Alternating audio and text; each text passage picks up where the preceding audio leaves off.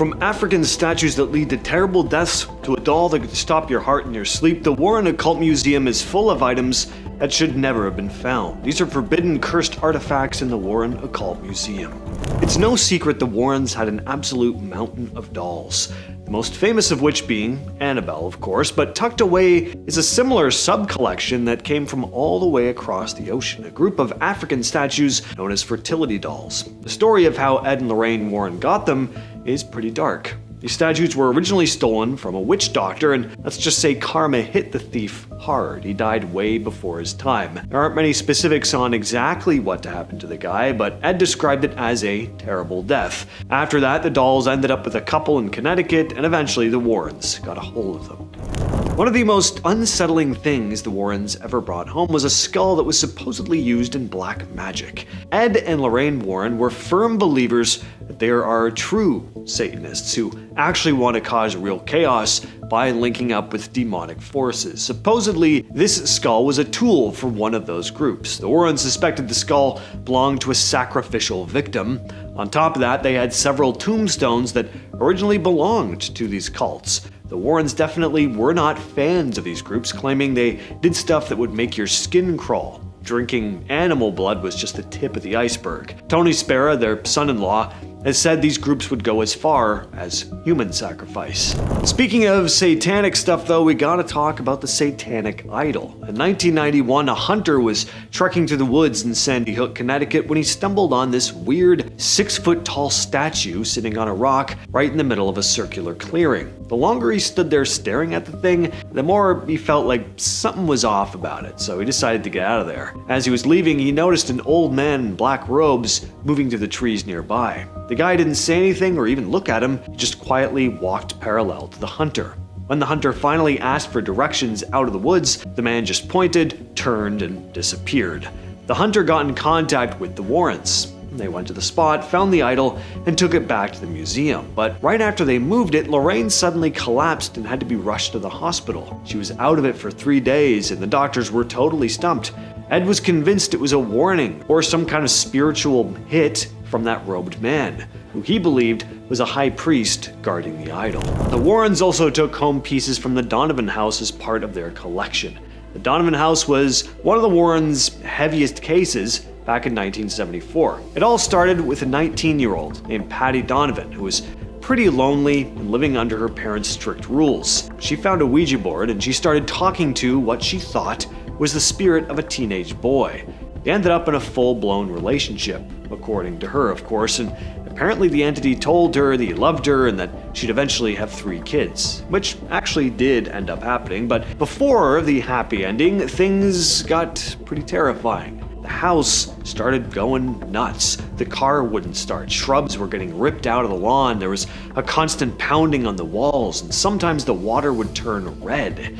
Then there was also all the more classic stuff you get with hauntings too. Levitating furniture, doors slamming on their own, and the sound of phantom crying. Even the cops witnessed rocks falling from the sky in front of the house. When priests couldn't fix it, the Warrens stepped in and found the place in total shambles, the walls covered in graffiti, and they saw the furniture moving with their own eyes. They realized Patty's so-called boyfriend was actually a malicious entity she'd accidentally let in. After a successful exorcism, things finally went back to normal, and the family has lived there peacefully ever since. The Shadow Doll is one of the freakiest items in the collection. The story behind it begins with 2 doll collectors who, for some reason, decided to buy this hideous doll from a dealer. Apparently it was cheap. Very first night, both collectors woke up with weird scratches in their bodies. Started having these super vivid, terrifying nightmares, only to realize they were both having the exact same dream. The scratches just kept getting worse as time went on. When they called the Warrens, Ed and Lorraine,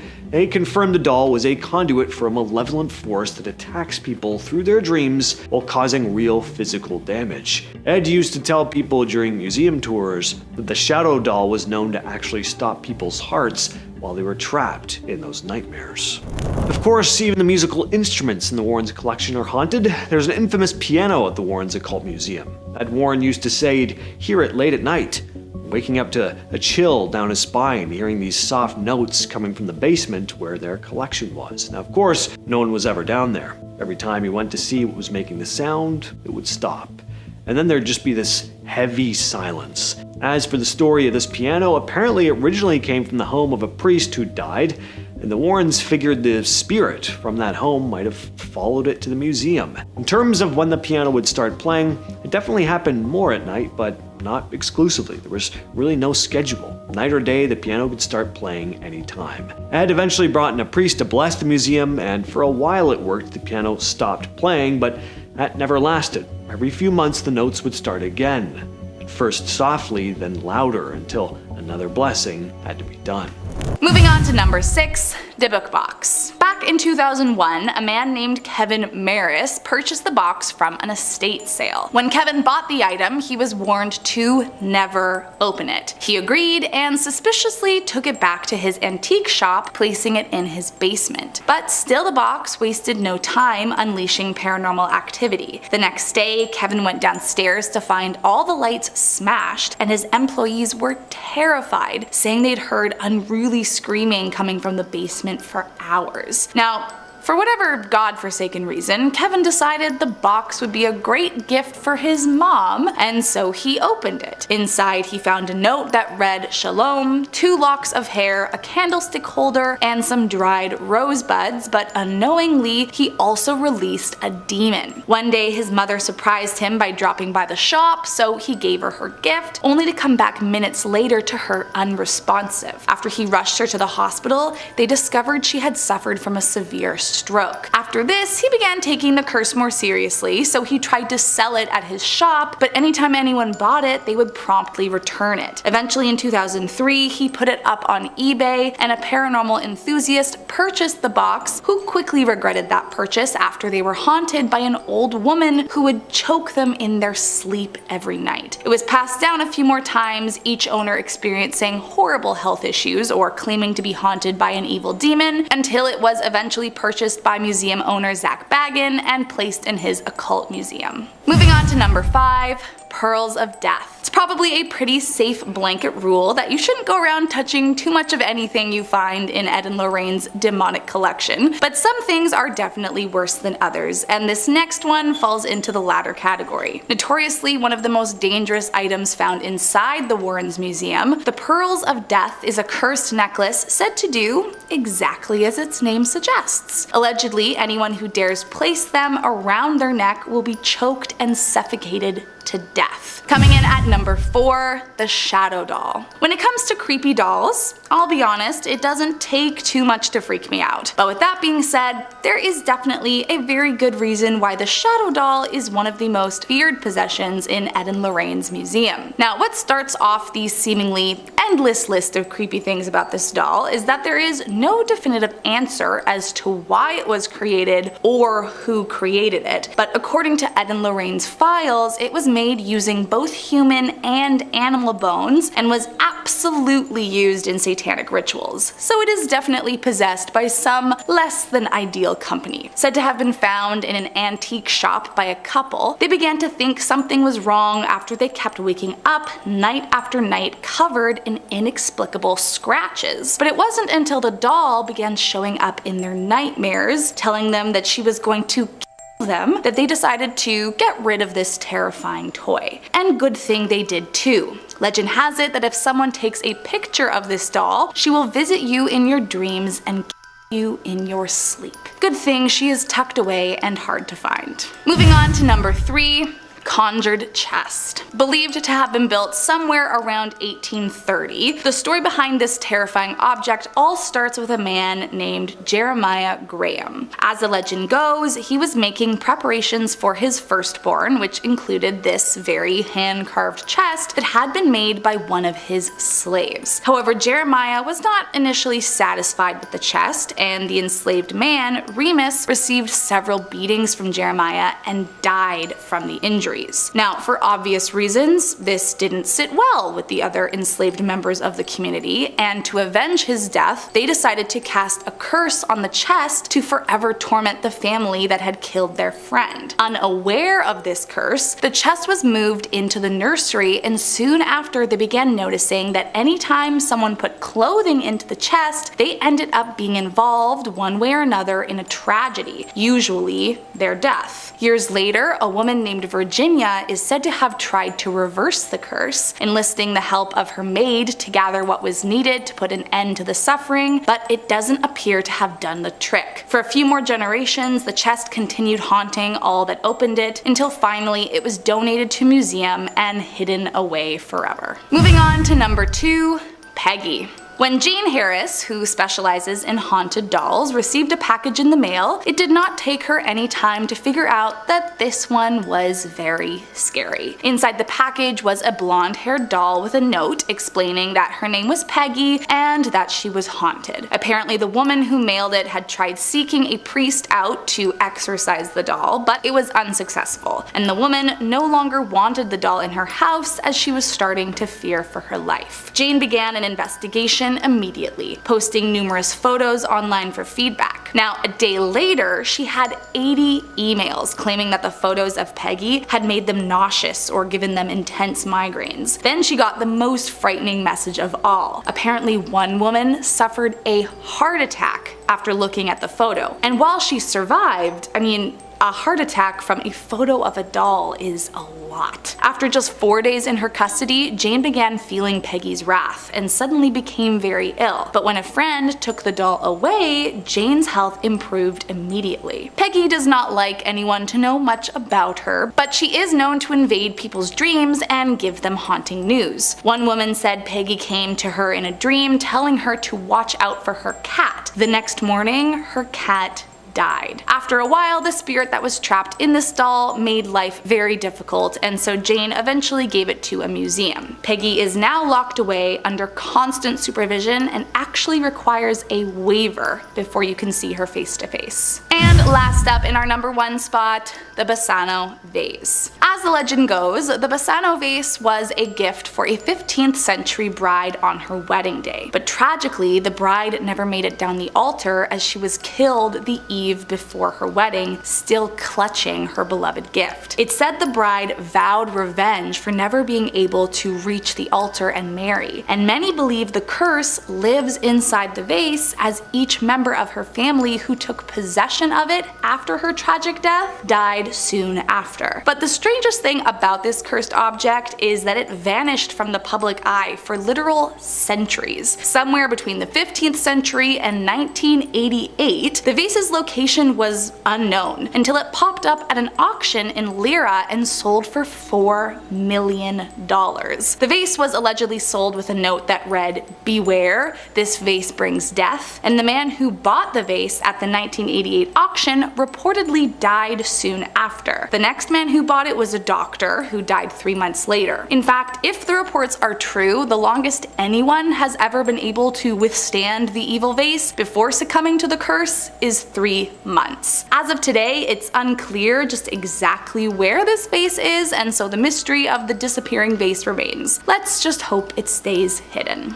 And next up we have the music box. One of the Warrens' most famous cases is the Perron family haunting, the story that inspired the first Conjuring movie. And if you're familiar with that movie, you probably know about the music box, because the Warrens actually brought the real one back to their museum, and it has a creepy history of its own. In January 1971, the Perrons, Carolyn and Roger, along with their 5 daughters, moved into a huge farmhouse in Rhode Island.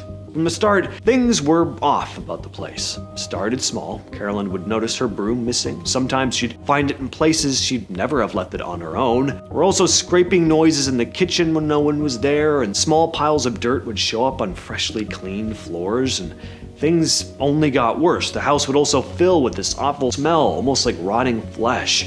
Roger said going into the basement gave him this deep, unsettling feeling. And the worst part was that the girls started waking up screaming that their beds were being lifted off the floor. They also started seeing figures around the house. Some seemed okay as ghostly entities can be, but others had this dark, heavy presence about them. When Carolyn looked into the house's history, she found it had been in the same family for 8 generations. And a lot of those people died in really unsettling ways. The most disturbing part was that several people had themselves in the attic. One spirit that gets mentioned a lot is Bathsheba Sherman, who lived there in the 1800s. She was accused of witchcraft after an infant in her care mysteriously died. Andrea Perron, the oldest daughter, said she was tormented by Sherman's spirit, who saw herself as the mother of the house and hated Carolyn Perron for moving in. in taking that place. Eventually the Warrens were called in. They tried a seance. Carolyn became possessed, speaking a different voice and language, levitating in her chair before being thrown across the room. After that, Roger kicked the Warrens out and told them never to come back. The family ended up staying in that house for almost 10 years. They finally left in 1980, and the activity stopped. One of the creepiest details was how certain objects seemed to draw the activity, like the music box. Sometimes it would just start playing on its own. The Warrens took a bunch of items back to their museum, including the music box, which, according to them, would still occasionally play by itself. There's a piece of jewelry in the Warrens' collection with a serious reputation as well. You'd think a simple pearl necklace would be harmless, but the pearls of death proved otherwise. According to the Warrens, the moment a woman put it on, she suddenly clutched at her throat, as if the pearls themselves were constricting her. Breathing became nearly impossible, all the color drained from her face, but as soon as the necklace was ripped off, she was fine. According to the Warrens, this wasn't just a freak coincidence, this was the result of some kind of deliberate curse. On their museum tours, they talk about how objects like this can be used as vessels for dark energy. Just like a priest can bless a cross or a statue to channel positive power, some can perform rituals to embed negative energy into an item. The pearls of death were obviously one of those objects, designed to harm anyone who touched them. So the Warrens kept it in their collection, locked safely away. Tony Sparrow often said that handling the pearls, even just briefly, would bring this overwhelming sense of dread. And the last object on the list is something completely unexpected, but before we get to it, we'll start with a story. In Brookfield, Connecticut back in 1981, Debbie Gladsell's 11-year-old brother David started seeing an old man in their new house, warning the family to leave. Now, luckily the man wasn't actually there. It sounded like the kid was just imagining things, but when David started having violent nightmares, waking up covered in scratches and bruises, claiming the figure had turned into something demonic, trying to take his soul, well, Debbie and her fiance, Art Johnson, brought in priests. Nothing changed though, so that's when Ed and Lorraine Warren stepped in. The Warrens believed David was possessed by multiple entities. During a series of exorcisms, Johnson kept trying to save David by taunting the entity, trying to draw it into himself in David's place. Around this time, David reportedly levitated, spoke in strange voices, and warned that something terrible was going to happen. Months later, that warning seemed to play out. At a gathering, their landlord, Alan Bono, got intoxicated and started harassing Debbie's cousin. Johnson stepped in, things escalated. Witnesses say he started growling before attacking Bono with a blade. Bono died later that day. In court, the Warrens tried to argue demonic possession as part of Johnson's defense, but Judge Robert Callahan shut it down, calling this unscientific. Johnson was convicted of manslaughter and served about 5 years. The case became known as the Demon Trial, and the Warrens stood by their claims, backed by several priests. And the object tied to all of this? A toy dinosaur that belonged to David, now housed in the Warrens' collection. Supposedly, one of the entities would speak through the toy. Up at number 10, we have the Haunted Mirror. Found in the Museum of the Paranormal and Occult, this dark mirror is said to show you much more than you will ever want to see. The Mobile Museum obtained this cursed mirror from the original owner, who claimed to have purchased it while attending a psychic fair in the Columbus area. Now, there are lots of alleged cursed mirrors out there, some said to be haunted by demons who escape in the night, torturing whoever possesses the cursed glass, which, don't get me wrong, is definitely terrifying. However, this particular object has more of a eerie, foreboding quality that is sure to send anyone who looks into it into a spiral. According to the museum, those that dare gaze into the cursed mirror claim to be struck with very upsetting visions, and some even reported ghastly sightings such as their own corpses staring back at them. Moving on to number 9, Ed Gein's Cauldron. So a little backstory on Ed Gein, aka the Butcher of Plainfield. He was a and a body snatcher between 1947 to 1957. Gein grew up very religious. His mother was a devout Lutheran who taught her sons that women were inherently promiscuous and instruments of the devil. Gein became very attached to his mother, arguably a little too much, and after his father and brother both died, Gein became his mother's primary caregiver. But after she died in 1945, something snapped and he became a totally different person. He began to visit graveyards at night, digging up middle-aged women that had similarities to his deceased mother, before bringing their bodies home and mutilating them, using their skin to make covers for his furniture, masks out of their faces, or even using the bones for decorations and dishes. Even creepier was when he began creating an entire woman suit from various different exhumed bodies, as he wanted to be able to become his mother and literally be in her skin. It is believed that this cauldron was used by Gein to not only store the stolen body parts, but primarily to boil them so that the skin could be removed from the bone more easily. Nowadays, this cursed cauldron is found at the haunted Zak Bagans Museum and is definitely one of the most terrifying things found inside. Moving on to number 8. The Hope Diamond. As the legend goes, back in 1666, a French merchant obtained this beautiful blue diamond after illegally plucking the gem from a Hindu idol and selling it to King Louis XIV, a sacrilegious crime for which he was later mauled to death by dogs for committing. Fast forward a few years to the French Revolution, and the cursed gem was allegedly stolen again, this time disappearing for years, only reappearing in the 1800s. For years, experts questioned where this jewel had been hidden, but their curiosity was short-lived, as soon the jewel wasted no time ruining lives of those it interacted with, and has routinely been blamed for several tragedies over the years. Some of the misfortunes include the loss of great fortune, people's deaths, and people taking their own lives, while some even say Marie Antoinette's death could have been linked to her possession of the cursed diamond. Nowadays, this cursed object is safely stowed away as a part of the Smithsonian Institution, so let's just hope it's never found and stolen again. Otherwise, who knows what could be unleashed. Moving on to number 7. Mandy. Back in 1991, the Quesnel District Museum received an anonymous donation in the form of a doll, which I mean is never a good start. The donor informed them that she could no longer handle living with the doll due to her constant crying and relentless ability to move objects or even make them disappear, and that essentially she was just way too creeped out and starting to fear for her life. Allegedly, the museum contacted a psychic to see if the information they got from the donor was true, and as it turns out, it was. The psychic advised the museum to get rid of the doll and not keep it, but they went against their advice and included it in one of their exhibits anyways. Soon Mandy began haunting the halls of the museum. Visitors claimed to hear disembodied footsteps, the sound of tapping glass, and some even swear they witnessed her face change and her eyes blink. Even creepier is that when the museum decided to place Mandy alongside other dolls in the same case, the next day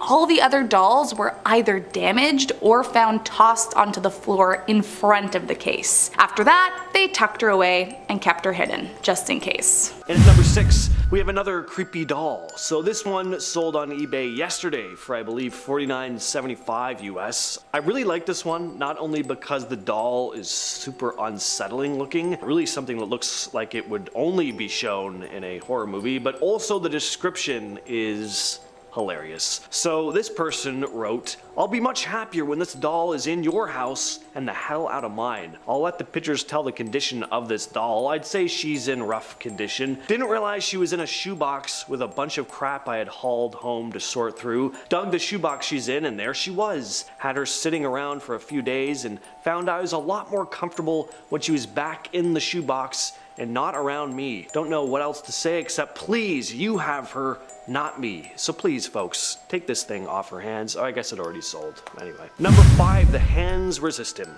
So this is of course regarded as one of the most haunted paintings in existence. It's a piece by artist Bill Stoneham. In 2000, a couple in California came across the painting in an abandoned brewery and decided to take it home with them. When they did though, weird things started happening. The story goes that the couple's daughter would complain about the boy and doll in the painting fighting each other at night. The mother also said she had looked at the painting one night only to see the boy missing. And of course he returned to normal the next morning. They listed the piece on eBay with the warning, "This painting may or may not possess supernatural powers that could impact or change your life." At this point, the piece started gaining a lot of attention online. There were stories of people becoming incredibly unsettled or even physically ill just from looking at the painting in the eBay listing. Finally though, the piece was purchased by gallery owner Kim Smith for $1,025. Next up, we have the haunted tap shoes. These were sold on eBay a few years back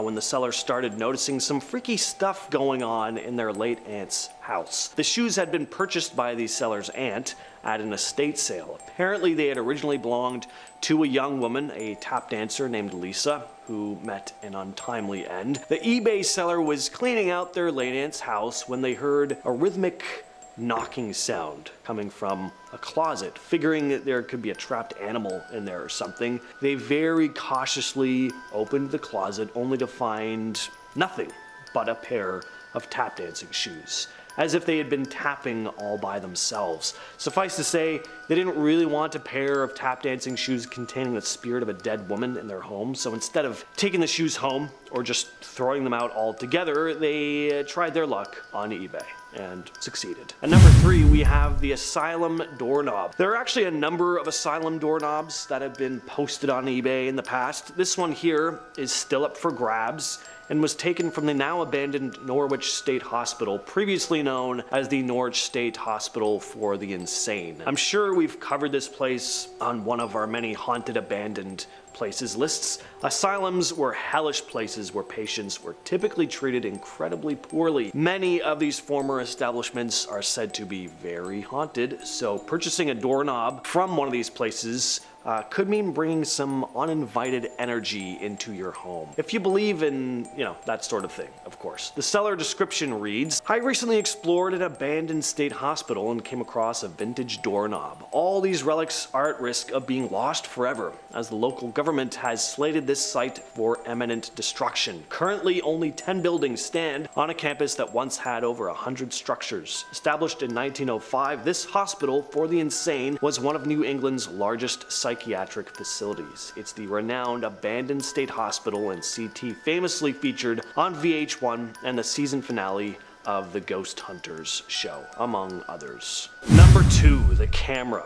Alright, there's a lot of paranormal stuff on this list, so how about some real world terror for you. This would have scared the crap out of me. This happened over 15 years ago. A 28-year-old delivery driver from the UK was about to go on holiday to the US. He wanted to purchase a camera for the trip, so he turned to eBay. He snagged a Nikon digital camera for 17 quid. He went on his trip, took some pictures, everything was normal, until he returned home to offload the images on the memory card onto his computer. This is, of course, before phones, where you could just do this in 2 seconds. God, digital cameras. Apparently, the memory card hadn't been wiped by the previous owner, and along with the guy's holiday pictures were images of suspected violent revolutionaries, we'll call them. There were also pictures of rocket launchers and missiles that looked as if they had been seized. This camera had belonged to an MI6 agent, the MI6 being the Foreign Intelligence Service of the United Kingdom. The buyer informed the police about the camera,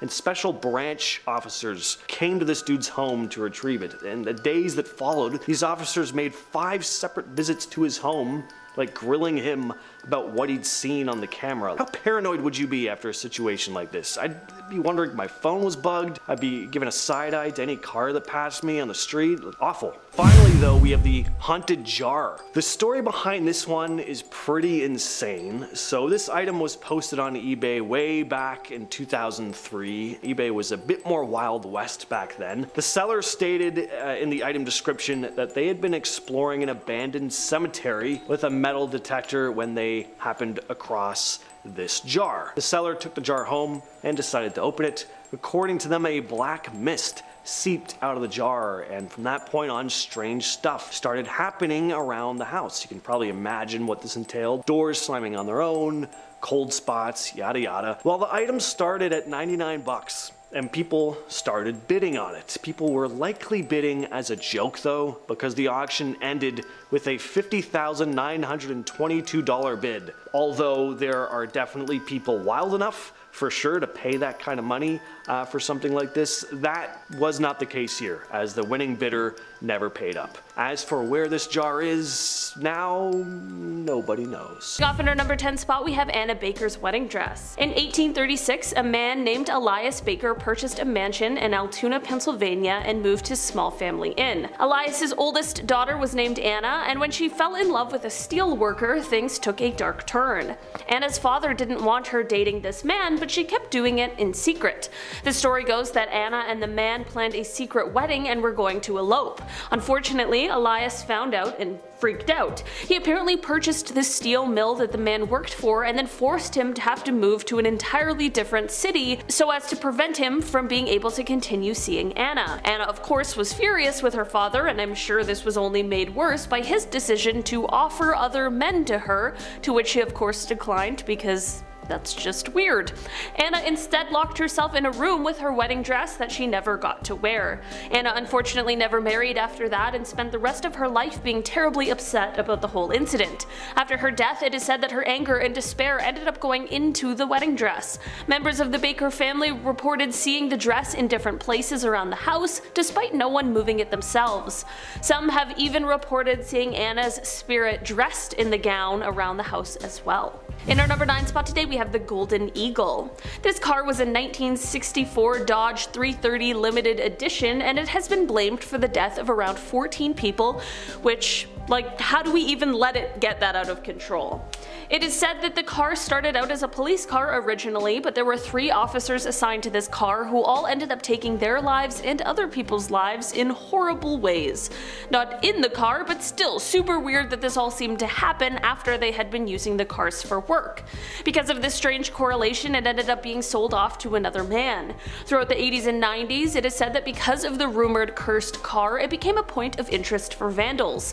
People began vandalizing the car only to meet their own untimely fates, which were all met in strange ways. For example, it was said that one vandal died from being struck by lightning.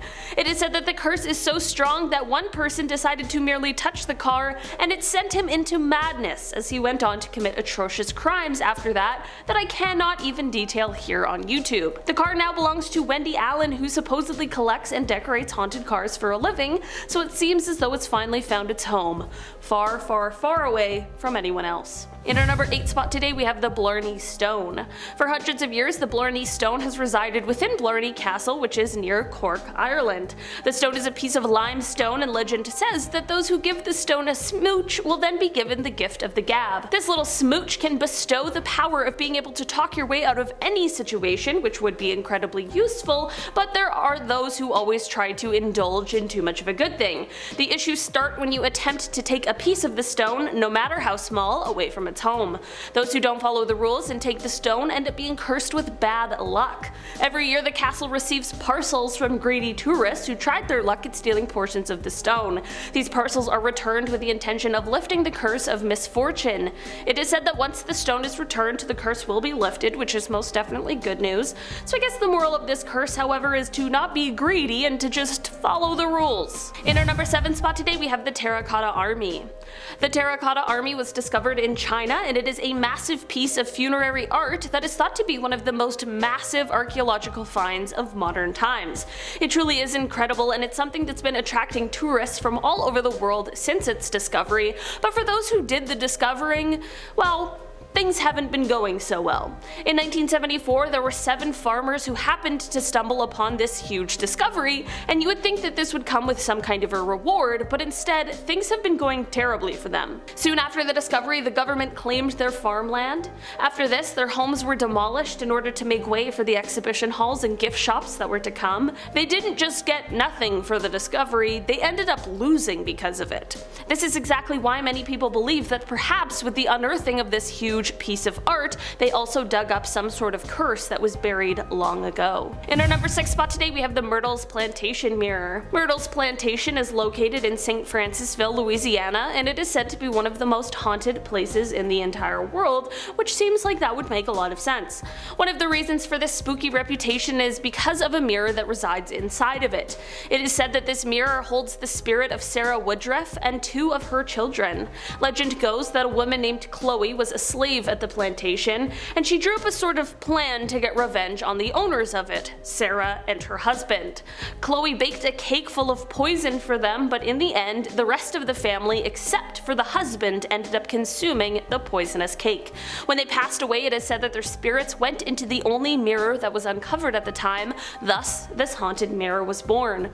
People who have since visited the plantation have claimed to see the family in the reflection, as well as handprints on the glass, despite the continuous polishing. Next on the list we have Ed Warren provoking a demon. This piece of footage was kept in the Warren Occult Museum for years, not having been released to the public until 2020 when it was posted on YouTube to the official Ed and Lorraine Warren channel. Once again, we have old grainy VHS footage here, which it's just good. It's good ambience. Anyone who's a fan of like analog horror can probably get where I'm coming from. I can see something completely innocuous or innocent on an old home tape, but if it has that grain and the dull droning hum of the old camera, there's just something ominous about it. Especially given the context here, of course, where you have a famous paranormal investigator egging on a demon. As Ed calls for the entity to give a sign that it's there, a chair moves slightly. Eventually the entire table shifts pretty significantly. Not that this would be difficult to fake or anything, but the video's kind of creepy. I think it's mostly because of the context though. The Warrens are renowned. We've all heard of the wild stories about their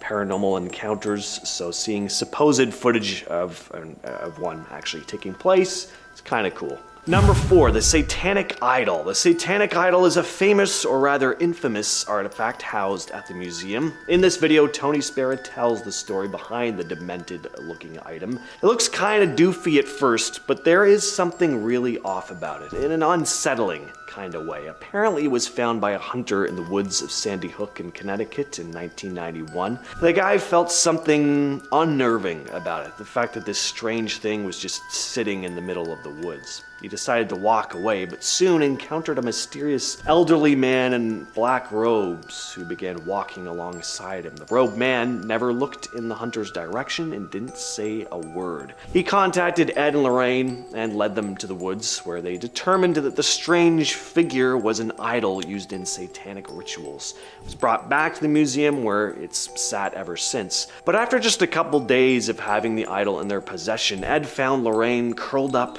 in a fetal position in the driveway, completely unresponsive. She was rushed to the hospital, where she spent 3 days in and out of consciousness. Eventually, she was fine, but the doctors had no idea what had caused it. Ed Warren claimed that it was the robed man, a satanic high priest, sending a warning message to Ed and Lorraine. In at number 3, we have Lorraine Warren discussing the Amityville Horror House. This clip was posted to YouTube by a Demonico artist who went to the Warrens Occult Museum in September of 2014, where this footage was taken. In it, Lorraine Warren is giving her personal account of what happened in the Amityville Horror House and the effect that the case had on her and Ed. Really how it messed them up afterwards. She talked about how terrible the place was, that if you offered her $1 billion, she'd never step foot in the place again. One moment that sticks out to me in this video is when she talks about being levitated. You hear her voice tremble right when she says levitated, almost like she's reliving the experience or just can't believe it herself. Her lips quiver. It really seems like she's recalling something traumatic. Up next, we have a video by Travels with Nick. Most of the video is him discussing some history on the Warrens before visiting the graves of Ed and Lorraine in Monroe, Connecticut. He also visits the Warren Occult Museum. And towards the end of the video, though, we get a clip from an old interview of the Warrens as they discuss some of the items in the museum. Ed discusses how the museum is not a place you should be after 9 o'clock at night, describing 9 to 6 as the psychic hours, the time where paranormal activity is at its peak. He also discusses many of the objects in the room and how they'd been responsible, not just for causing mental torment on people that had interacted with them, but also physical trauma, or in some cases, death. And once again, according to Ed, that Raggedy Ann doll was the most evil thing in the museum. And finally, we have footage taken by Ed Warren of the White Lady, a ghost that is said to haunt Union Graveyard in Connecticut. For a long time, this footage was not available to the public, only being shown to small groups, in-person presentations by the Warrens themselves, sometimes at the Occult Museum. But the footage was recently released to the official Ed and Lorraine YouTube channel by Tony Spera. The White Lady is a specter that many have claimed to see roaming the graveyard at night. It's said that she died in childbirth and is now a lost, restless spirit in search of her baby. Stories of the graveyard attracted the attention of the Warrens, who went to investigate. On Ed's 7th night at the cemetery, he captured this footage. Now, I've said it plenty of times already, I know, but we get that beautiful old grainy VHS quality that just unsettles you right off the bat, especially because we're in a cemetery. This also makes it really tough to make out what's going on in the frame when the footage cuts to nighttime, but we do see something moving through the background. It's definitely white and kind of seems to fade in and out, almost as if it may be semi-translucent. Maybe it's just the context and low quality that gives it a bit of a creepy vibe though. What do you all think of the videos on this list? Let us know down in the comments. And starting off the list at number 10 with the haunted carving. So the owner of this thing claimed it had been in the family for 60 years. Their grandparents had found the item in their attic at some time in the 50s. The seller's grandparents had contacted the original homeowner, who told them it had been gifted to them by a prisoner who had carved it himself. The seller claimed the statue had an eerie aura about it, and when he took it out of its storage box to display it, things got even stranger. He stated in the description that he, quote, began to experience the television turning off and on, lights coming on in rooms no one was in, the kids' toys coming on in the middle of the night in their room at 3 a.m. And that, quote, anyone who comes in contact with it seems to feel strange or creeped out by it. The item sold on eBay for 85 bucks in 2013, because I guess someone wanted that going on in their home as well. Number 9, the statue. This next item was also auctioned off on eBay in 2013. The story all begins with a man named William. William enjoyed sculpting. He made a variety of different statues, but his last one, the one you see here, the one that was up for auction on eBay, William had finished this piece the same day he died during a work-related incident in the brickyard. He had been crushed to death. A coworker had arrived at work the following day to see that William's sculpture was still at the worksite, so he took the piece home with him. Over the course of a few months, strange things started happening, especially after he took the sculpture out of storage to display it. The room he displayed it in began feeling heavy. Other items displayed next to the statue would be found displaced or even broken. He would hear doors opening and closing seemingly on their own. One day, he found the statue facing a completely different direction. If this wasn't all freaky enough, the nail in the coffin was when the owner saw a dark mist as he walked past the room the statue was displayed one night. At this point,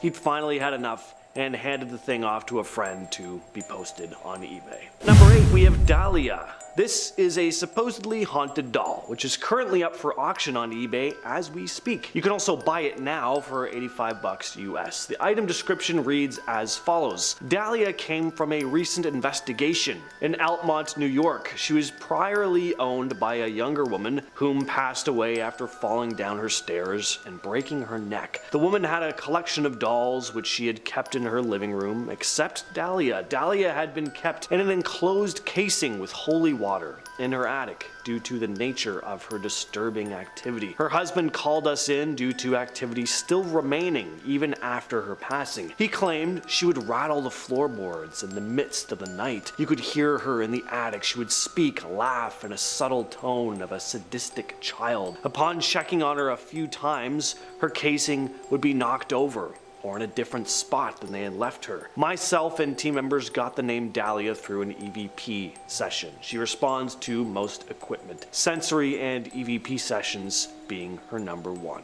So yeah, check that out on eBay if you're interested. At our number 7 spot, we have the BFF dolls. This item, or I guess in this case items, are currently up on eBay for a buy it now price of $50 US, but you can also make an offer on it. So listen to this description and see if you want to seek this thing out. The seller writes, "These two lovely ladies can't bear to be apart, so we keep them tied together.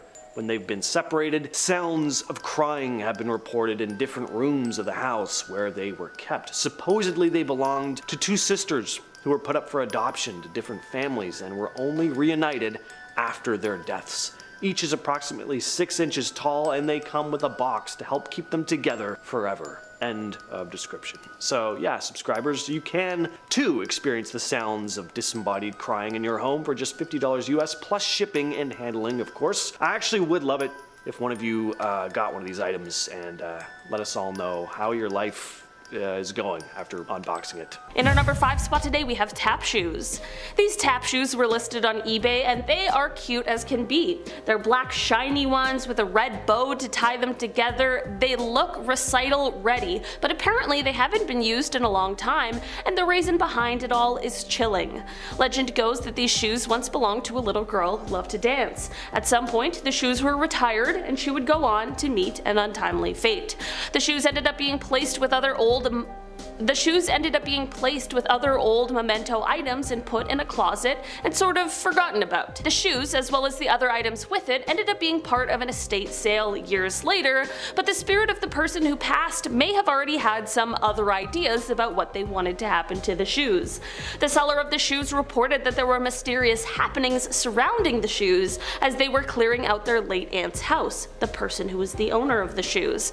They explained that there were mysterious knocking sounds coming from inside of the closet, almost as if the shoes were tapping by themselves. Also, as it turns out, the house had quite a gruesome history that included killings, so if not the aunt's ghost, perhaps there's another one lurking somewhere in there. In our number 4 spot today, we have the dark mirror. This mirror now resides with the Traveling Museum of the Paranormal and the Occult, but prior to that, this mirror was received from the owner who had purchased it from a psychic fair. It is believed that this mirror was created sometime around the 1820s or 30s, and it is actually quite beautiful to look at despite the sinister things it seems to hold. The owner who gave it to the museum explained that every time they peered into the mirror, they saw these extremely upsetting things while looking into the dark mirror's reflection. The museum has said that since they added the mirror to their collection, there have been guests who have also reported the same kind of things. Guests have claimed to see things reflected back at them like sightings of their own corpse.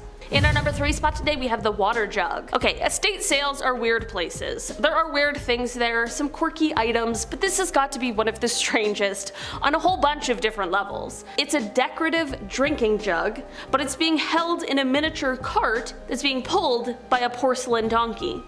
I truly could not make that item up, nor could I make up the fact that this kitschy item is also apparently haunted. The seller of this item spoke about how he grew up with the item around as it was always displayed at his grandmother's house and that she always kept it full of water. This was all fine and dandy until after she passed away and he was taking care of the estate and he bumped into it. How was this jug filled with water when no one was there to fill it? He thought that perhaps it was just old leftover water and he just ignored it, but the same thing seemed to happen repeatedly. And it wasn't even like the water level was staying the same. It would increase, seemingly all on its own. The seller decided that this was not an item that they wanted to hold on to and decided it would be best to pass on to someone who is ready to take on this mysterious, strange object. In our number 2 spot today, we have Letta the doll. Before we really dive into this one, can we just acknowledge how all cursed dolls look like they would be a cursed doll? I mean, like Annabelle, Robert, they both totally look like dolls that would be holding a secret, scary curse. And this doll, Letta, is just another one that we can add to that list. Letta is a doll that is said to be around 200 years old and is extremely cursed. This doll is called Letta for short, as its full name is Letta Me Out. Really clever. The doll was originally found underneath a house, which definitely feels like the origin story of a haunted doll. The creepy discovery came 47 years ago. Letta still lives with the man who found him. The hauntings of Letta include things like the doll walking around on its own at night, the owners finding objects around the house that have been moved into odd places. Some people have even seen Letta move right in front of their own eyes, and the owner also reports finding little doll-sized scuff marks around the home as well. It is said said that this doll once belonged to someone who passed away while holding it, thus their spirit became trapped inside of the doll. Apparently one day in an interview about Letta, as the interviewer was asking questions about the person who passed, the doll began to move in her lap. Yeah, no thank you.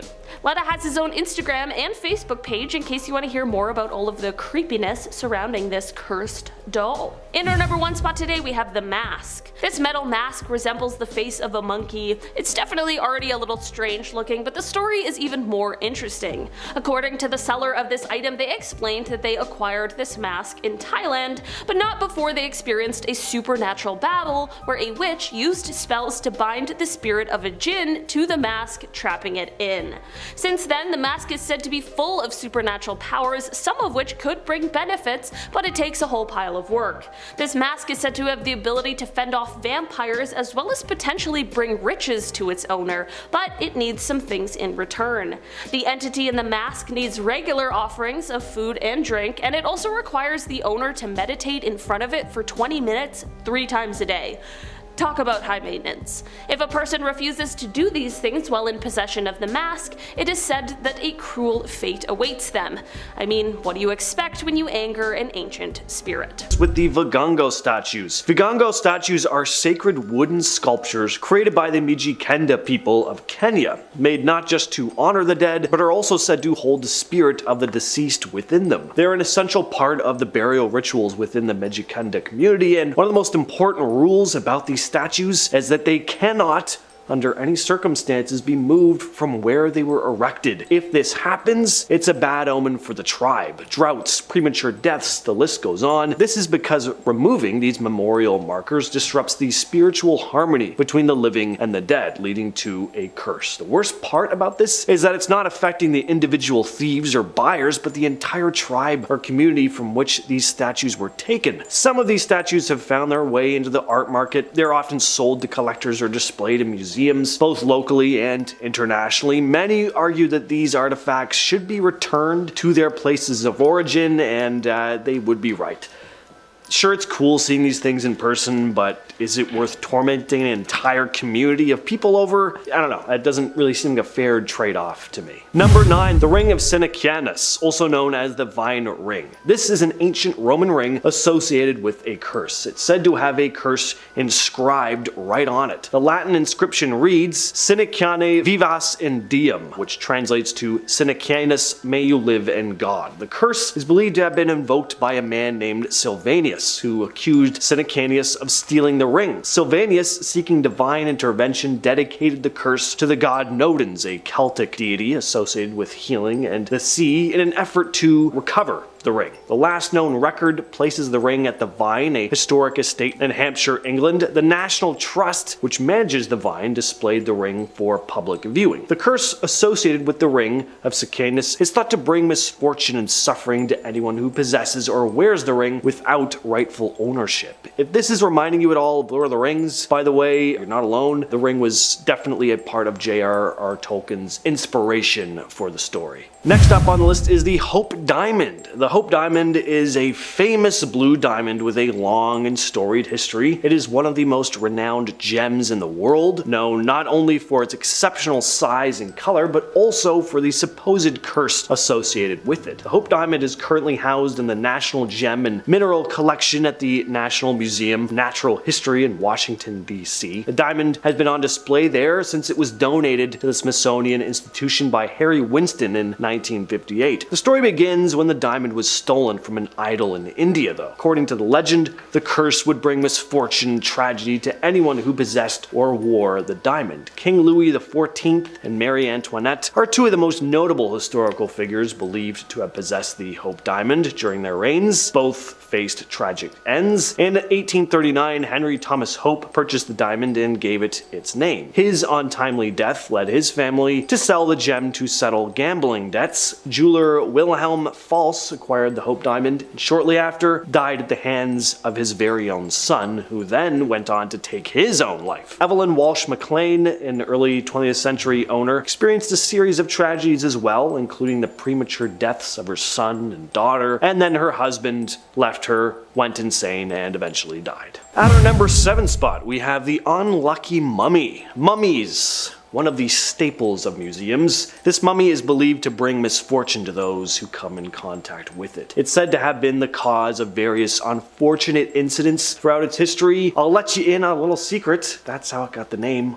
Unlucky Mummy. It was excavated from a tomb in Thebes during the 19th century, and because the tomb was fiddled with, disturbing the mummy's final resting place, often considered a taboo in ancient Egyptian culture. Really, it's probably taboo to mess with anyone's tomb, I think. But anyway, a curse was said to be unleashed. Individuals who were associated with the excavation or possession of the unlucky mummy have experienced a series of unfortunate events, like dying. There have also been accidents and financial ruin, which this mummy was said to be responsible for. The mummy has been on display in the British Museum since 1889. In our number 5 spot today, we have Robert the Doll. Annabelle gets a lot of attention for being a haunted doll, but Robert is just as terrifying. Swear to God, guys, the door just opened on its own. Robert the Doll's trying to come in right now. Robert the Doll was a childhood birthday gift from a grandfather to his grandson, who is also named Robert, but more often went by Gene. The story claims that while growing up with Robert, Gene would often be heard by his parents in his bedroom having conversations with himself in 2 entirely different voices. His parents would sometimes be woken up in the middle of the night to the sound of Gene screaming, only to find him completely frightened in bed with overturned furniture around him. Gene would blame Robert for all of the strange happenings, and at the time, no one really believed him. Gene kept Robert into adulthood, and it became what people would describe as an unhealthy relationship. Apparently, Gene took Robert everywhere with him and spoke as if he was a living entity rather than a doll. Okay, this story is already not great, but surprisingly, it gets worse. Gene lived in a house as an adult that was called the Artist's House. Robert would be left in the upstairs window where children in the area reported seeing the doll disappear and reappear, and they all chose to just stay clear of the house. After Gene passed away in 1974, a woman named Myrtle purchased the house, and apparently Robert as well. Visitors of the house could swear they could hear footsteps and giggling coming from the attic where Robert was, and some even claimed to see the doll's expression change if someone spoke poorly of Gene. Myrtle reported Robert moving around the house on his own, and after 20 years she decided that she had had enough and donated him to a museum. Robert still lives in the museum where he is safely locked up, but it is said that he still likes to place a little curse on those who take his photo without permission. The walls of the museum near Robert's glass case are riddled with notes from previous visitors and naysayers who are begging Robert for his forgiveness and asking him to remove any curse he has placed on them. In our number 4 spot today, we have the Koh-i-Noor diamond. This diamond has an extremely controversial history, and it is the source of a lot of debate, but regardless of the ongoing conversations over who really owns it, we are here to talk about the curse that this stone is said to hold. This diamond dates back thousands of years, and its curse is said to only affect men. It is said that the jewel can bring about great wealth, but it can also bring great misfortune as well to those who own it. Folklore states that, quote, "He who owns this diamond will own the world, but will also know all its misfortunes. Only God or women can wear it with impunity." Throughout the history of the diamond, it was passed among many people and rulers who all fought bloody battles while in possession of it. Every prince who had it is said to have ultimately either lost their power or their life while in possession of it as well. Part of the controversy of the diamond is how it ended up in the hands of the British royal family during colonization in the 1800s. Ever since then, it has only been worn by female monarchs, including Queen Victoria and Queen Elizabeth. The diamond now resides in the crown of the Queen Mother and is on display in the Jewel House at the Tower of London. In our number 3 spot today, we have the Dark Mirror. The Dark Mirror now belongs to the Traveling Museum of the Occult, who got it from the mirror's original owner. The mirror is said to show some pretty upsetting images when you stare into it. The original owner said that they purchased it from a psychic fair in the Columbus area and were shocked with the visions they saw when looking into the dark glass. Visitors to the Traveling Museum have claimed to see things such as their own corpse when they gaze into the mirror. I don't know, pretty creepy stuff. Look if you dare. In our number 2 spot today, we have the Great Bed of Ware. I definitely wouldn't necessarily expect to see a bed as I waltz through a museum, but the Bed of Ware is actually one of the Victoria and Albert Museum's biggest attractions. This lavishly decorated bed is said to have been built in the 15th century for King Edward IV by a carpenter named Jonas Fosbrook. After a while, it is said that this bed began to be passed between the inns of Ware, which led to more common folk being able to get their shut-eye in this elaborate bed. Here's where the tale turns. It is said that once more people began sleeping in this bed, they also began covering it in graffiti and carvings. Apparently, this disrespect for what was said to have once been a regal item angered the ghost of the man who made it.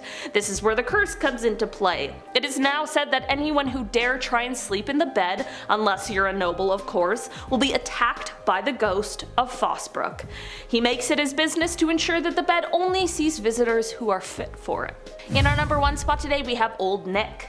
Old Nick is often referred to as the Swansea Devil, and his story dates back to the 1890s, although he now resides in the Swansea Museum. So back in the 1890s, there was the prestigious St. Mary's Church located right in the center of town. The church decided to do some renovations and they put out some ads to hire someone. When a local builder applied for the job and was turned down, he had a major overreaction and decided he wanted to get some kind of revenge. He went and bought the row of cottages that lay next to the church and then demolished them all. In their place, he built large brick offices, and then he commissioned the carving of Old Nick and placed him right on top of the office building looking down at St. Mary's Church. Legend goes that he even placed the curse himself by saying, quote, "When your church is destroyed and burnt to the ground, my devil will remain laughing." Some years later, during World War II, a German blitz came through the town and it left most of the town, including St. Mary's, completely destroyed and burnt to the ground. But the office building with Old Nick was undamaged and remained standing. For a while, Old Nick seemed to kind of disappear, but once he resurfaced, there was a petition to put him back to where he was before, as well as a subsequent counter petition to put him far, far away from the rebuilt St. Mary's Church.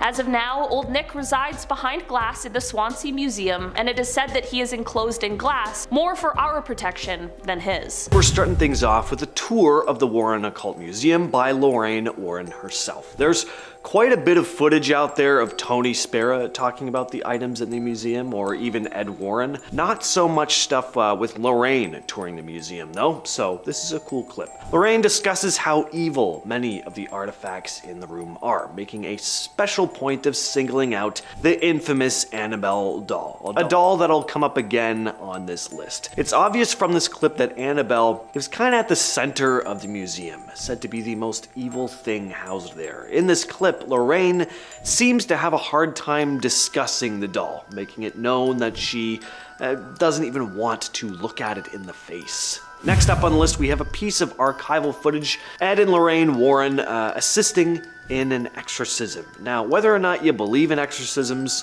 or even agree with the ethics of exorcisms, there's one thing most of us can probably agree on, that this is an unsettling piece of footage. I'm going to be saying this a number of times on the list, but any creepy video shot in degraded, low-quality VHS like this just has an eerie kind of vibe about it, and this one is especially disturbing because it's an exorcism. This was actually a Buddhist exorcism. There's a language barrier here, and it's of course hard to make out exactly what's going on, but you can hear that the woman being exorcised is in distress, making unnatural noises, convulsing, speaking in a croaky, demonic sounding voice. The video cuts before the ritual is over. Even if you don't believe there was actually any possession going on here, just the circumstance alone is unsettling. It feels like a clip you'd see in the opening of a found footage horror movie or something.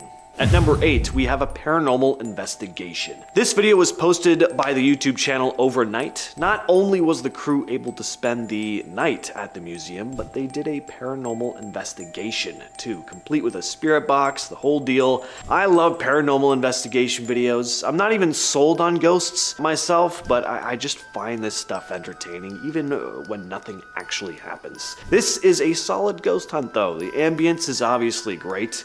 They're in a room packed to the brim with not only items that are supposedly haunted, but downright evil too. At one point they pulled the spirit box out. If you don't know what a spirit box is, it's a device used in paranormal investigations to communicate with spirits or entities from the spirit world. It works by rapidly scanning through radio frequencies, creating a constant stream of white noise. It usually just sounds like But paranormal investigators believe that spirits can manipulate this noise to form coherent voices or words, which can then be heard through the device's speaker. At one point you hear the box say what sounds like out, and it actually comes through quite clearly. There's also a part where one of them asks if there are any good spirits in the room, and to make themselves known by making the device in his hand spike. And immediately after he says it, the thing goes off.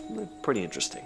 Number 7, the Tony Spera tour. This next video is just a good tour of the entire museum. You get a good 360-degree view of everything. Tony tells some good stories about some of the artifacts housed there, describing the items as the opposite of holy. He tells one particularly unnerving story about the Annabelle doll. Apparently one day Ed Warren was giving a tour discussing some of the objects in the museum. A couple who'd rode in on a motorcycle were on the tour, and the boyfriend started mocking Annabelle, tapping on the glass, taunting the doll, saying how bogus the whole thing was. Well, later that day, he and his girlfriend were driving down the road on the way home from the museum when he lost control of the motorcycle, crashing into a tree. He died instantly. The girlfriend survived, but apparently the last thing they'd been talking about was the Annabelle doll, laughing and joking about the situation right before the accident.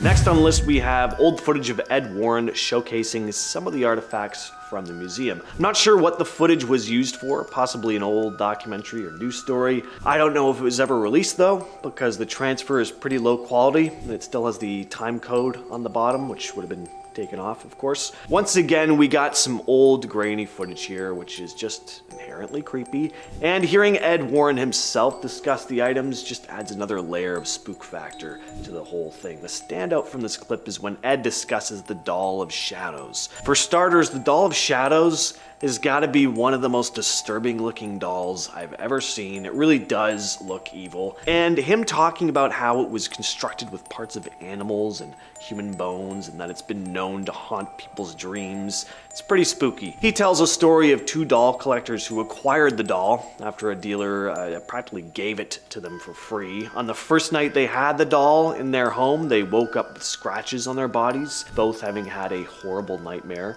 The same nightmare. The following morning, they woke up with even worse scratches, and that's when they contacted the Warrens, who took the doll off their hands. Apparently, the Doll of Shadows is so cursed and frightening that it's been responsible for stopping people's hearts while in their nightmare-induced state.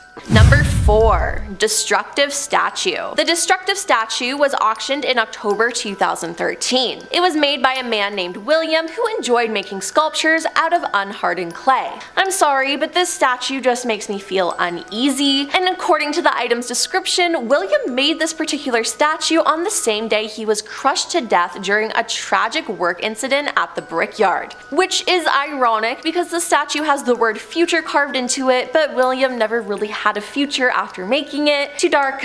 Moving on. A coworker saw that the statue was still at the job site when he arrived the next day, so he took it home with him like any reasonable person would do. Well, nothing strange happened for a few months. Things took a turn when he took it out of storage to display in his den. A few days later, the den felt heavy and uninviting. He began hearing doors slam on their own, only to find them wide open. Decorations that were next to the statue shattered on their own, and at one point he found the statue facing the other side of the wall, even though he had never moved it. To make matters worse, he then saw a dark shadow or mist as he was walking past the den one night. Completely spooked, he begged his friend to sell it for him, who then put it on eBay. It's so funny that he was so scared to deal with it, he's pawning it off to some other poor soul who will unknowingly experience the exact same thing. Number 3. The Conjure Chest. The Conjure, or the Conjured Chest, is a chest of drawers who has taken the lives of about 16 people. As the story goes, an enslaved man named Remus custom made the item for his enslaver. Jeremiah, displeased with Remus's work, beat him to death. In retaliation, Remus's friends then cursed the chest by scattering dried owl blood in its drawers, and let me just say, those are great friends. But the Grahams used the chest and passed it down their family for 140 years,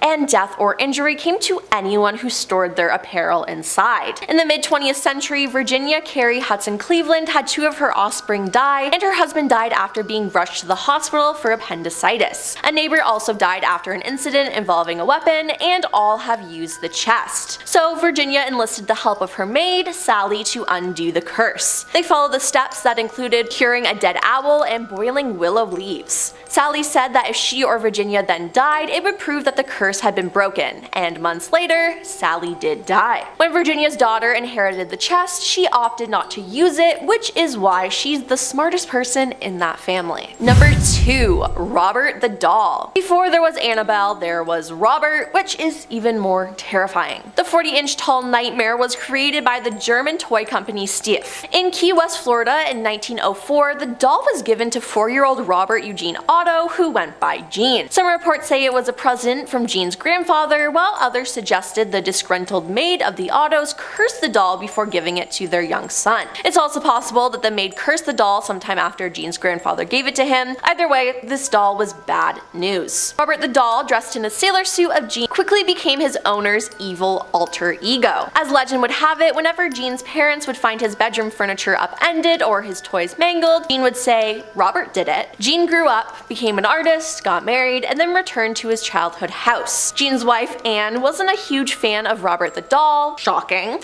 so Gene set up a new area for him in the attic. Passerbys claimed that Robert would switch positions without any help and would watch them from the window while they walked by. People who actually set foot in the house reported hearing footsteps and laughter in the attic. This activity continued after Gene's death in 1970, when the estate, Robert included, passed into the hands of one Myrtle Reuter. And coming in at number 1 is the Devil's Chair. This story goes like this. Lorraine and Ed Warren helped exorcise a possessed boy named David Glatzel in the early 80s. During his exorcisms, this chair would allegedly rock on its own, levitate, and even vanish and reappear. David and Lorraine also claimed to have seen the devil sitting in it. Witnesses say the final exorcism concluded when the demon fled David's body and entered Arnie Cheyenne Johnson, a man who ended the life of his landlord months later during an argument and claimed it was due to demonic possession. Now, if this sounds familiar, it is. This story is the inspiration for the third Conjuring film. Now, Ghost Adventure star Zach Baggan purchased the chair to be on display in his museum, but he had been forced to shut down his haunted rocking chair exhibit. While Zach and a friend noticed the door to the chair's room slowly creak open all by itself, Zach also said a light focused on the chair went out when a power cord was mysteriously yanked out of the wall. 2 hours later, he says a woman collapsed, began bawling, and asked, "Why is this happening to me?" Shortly thereafter, she fell unconscious, according to Zach, who adds the woman was upstairs, directly above the rocking chair exhibit. Later, Zach said 5 of his tour guides throughout the museum started crying uncontrollably. After just a few tours on opening night, the stress was too much for Zach, and it forced him to shut it down altogether for the night. For now, Zach says the haunting rocking chair exhibit is closed until further notice. But in the middle of 2022, YouTubers Sam and Colby, who are paranormal investigators, that I love by the way, were given special permission to not only see or touch the chair, but to sit in it. The results were insane, and they are braver than me. Off in our number 10 spot, we have the stoop chair.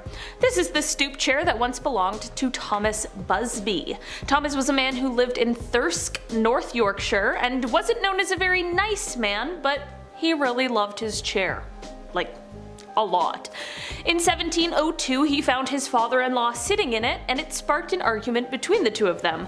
The father-in-law threatened to take his daughter back, which is very 1702 of him, and that's when Busby kicked him out of the house. After this, Busby ended up going over to the father-in-law's house, and things escalated so far that Busby actually ended up killing his father-in-law, and then he went on to hide the body in the woods. Of course, the body ended up being found, and this led to Busby getting convicted and sentenced to death.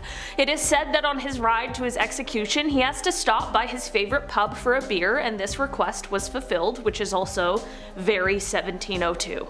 Apparently, as he finished his drink, he said, quote, "May sudden death come to anyone who dare sit in my chair." I really don't know what it is with this guy in his chair, but while it currently resides in the Thirsk Museum, it has been recorded that many terrible fates have been met by the people who have sat in the chair. In 1972, it was decided to hang the chair from the ceiling so that no one could sit in it again, which is probably for the best. In our number 9 spot today, we have Annabelle. It's not just a movie, folks, there really is a very real doll that the tales have been inspired by. The doll now resides in the Warrens Occult Museum, where it absolutely belongs, but Where did it come from? Well, there was once a college student named Donna who received the doll as a gift from her mother, who had purchased it from an antique store. Donna and her roommate started to notice some pretty creepy things happening and swore that the doll was moving. They said it would appear in different places and positions throughout their apartment before things began to worsen. Donna began to find notes that said help in her apartment, and one night she found the doll in a different position and covered in some sort of red substance. The girls then decided to contact a medium who solidified all of their beliefs and told them that the doll had been possessed by the spirit of someone who was killed in their apartment building. For some reason, the girls didn't immediately get rid of the doll, and the story goes that their friend Lou, who was at the girls' apartment, heard strange noises one night and went to investigate, and this is when he was attacked and killed by Annabelle. The girls finally contacted a priest who told them that the doll was possessed by a demon straight from hell, and then he put them in contact with Ed and Lorraine Warren, paranormal investigators. The two of them tried to do an exorcism on the doll, but it apparently failed, which is why it is now kept in a glass box at their museum. In our number 8 spot today, we have the Goddess. This statue is actually called the Goddess of Death, or sometimes the Woman from the Lem. This artifact is made out of limestone, and it was created sometime around 3500 BC, and it was found in Cyprus in 1878. Over the years, it has belonged to many different families who all have been ruined and dismantled by death. After the first 6 years of ownership, all 7 members of the first family died. It then moved on to a second owner, and after 4 years, death began to come to him and his family as well. There was then a long period where it was unclaimed, but once the third family got a hold of it, several members of that family began to die as well. The third family ended up turning it over to the Royal Scottish Museum, where it thankfully still resides, hopefully to never ruin another family again. In our number 7 spot today, we have the Hope Diamond. The Hope Diamond was most likely cut from a mine in India and placed into a statue. It is a huge 45 carats, and it has a beautiful rare blue color. It is one of the most famous diamonds in the world, partially for its beauty, but also because of all of the mysterious happenings surrounding it. One day a thief stole the diamond and is said to have died quite soon after. From then on, anyone who owned or even touched the diamond was said to have met an ill fate. Whether it was at their own hands, a mass execution, or a pack of wild dogs, the diamond seemed to have placed a curse on any and everyone who got near it. In 1958, it was fortunately donated to the Smithsonian Museum and has been safe there ever since. I wonder if it got moved from the museum, if the curse would continue. Do cursed items ever, retire? In our number 6 spot today, we have the Dybbuk box. The box, which was originally just a plain old wine box, is said to have been possessed by a Dybbuk, which in Jewish mythology is a malicious demon. The box began to gain attention in 2001 when it was being auctioned off on eBay. The seller explained that he had bought it at an estate sale of a woman who had survived the Holocaust. When he first opened the box, he found 2 1920s pennies, a lock of blonde hair bound with a cord, a lock of darker hair bound with a cord as well, a small statue that was engraved, a small golden wine goblet, 1 dried rosebud, and a single candle holder with 4 octopus-shaped legs.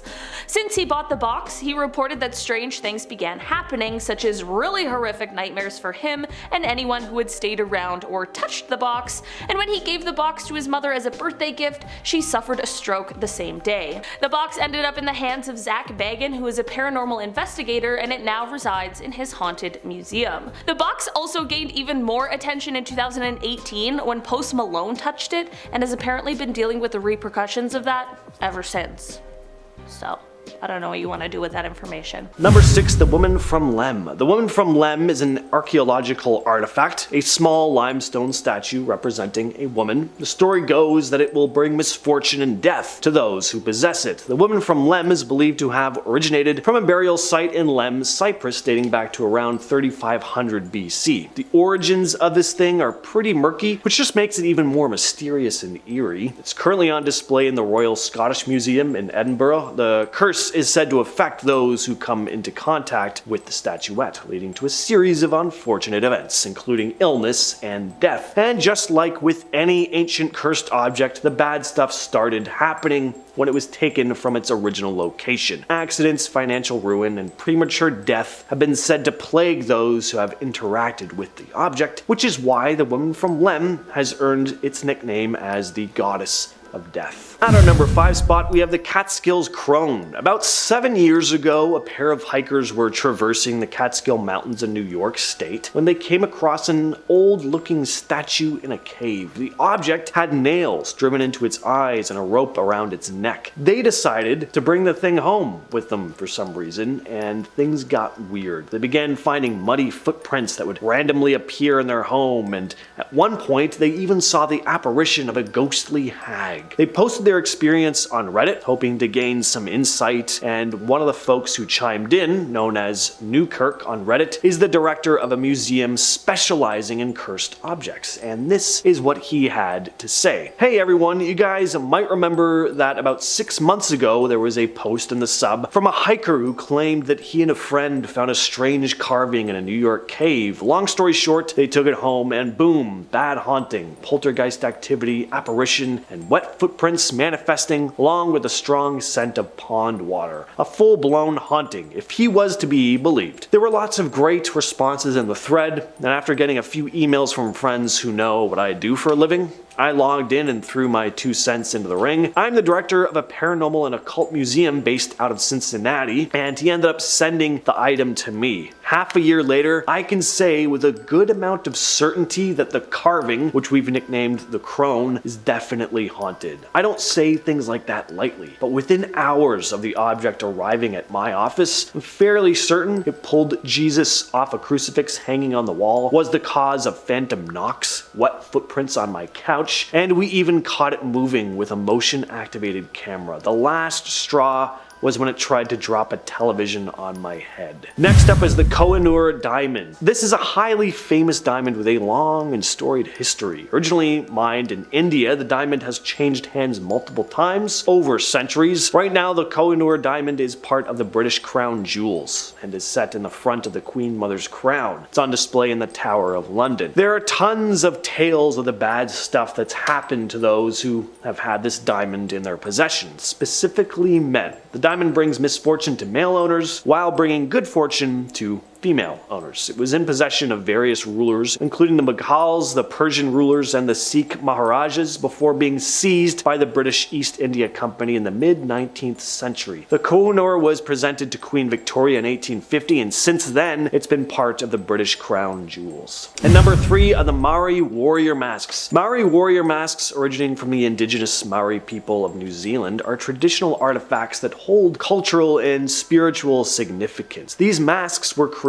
for the specific rituals and ceremonies, often serving as representations of ancestors and embodying spiritual power. So, when these masks are removed from their sacred settings, it's said to disrupt the spiritual balance and invoke misfortune on the people possessing or displaying them. The curse is thought to bring bad luck, illness, or even death to individuals or institutions that have acquired the masks without proper cultural respect. Some claim that returning the masks to their place of origin is a way to break the curse. In at number 2 is the Black Orlov Diamond. The Black Orlov Diamond, also known as the Eye of Brahma, has a history steeped in tales of misfortune. Its origins trace back to India, where it was believed to be part of a larger diamond known as the Eye of Brahma, set in a sacred idol in a temple. Legend has it that a monk, in defiance of the sacred setting, stole the diamond from the idol, leading to a series of tragedies and untimely deaths. The diamond was eventually cut into 3 pieces to dispel the curse. One of these pieces became the Black Orlov, named after its owner, Princess Nadia Vyagin Orlov. A series of misfortunes are said to have befallen its subsequent owners. Tales of people taking their own lives, financial ruin, and tragic deaths circulated. I think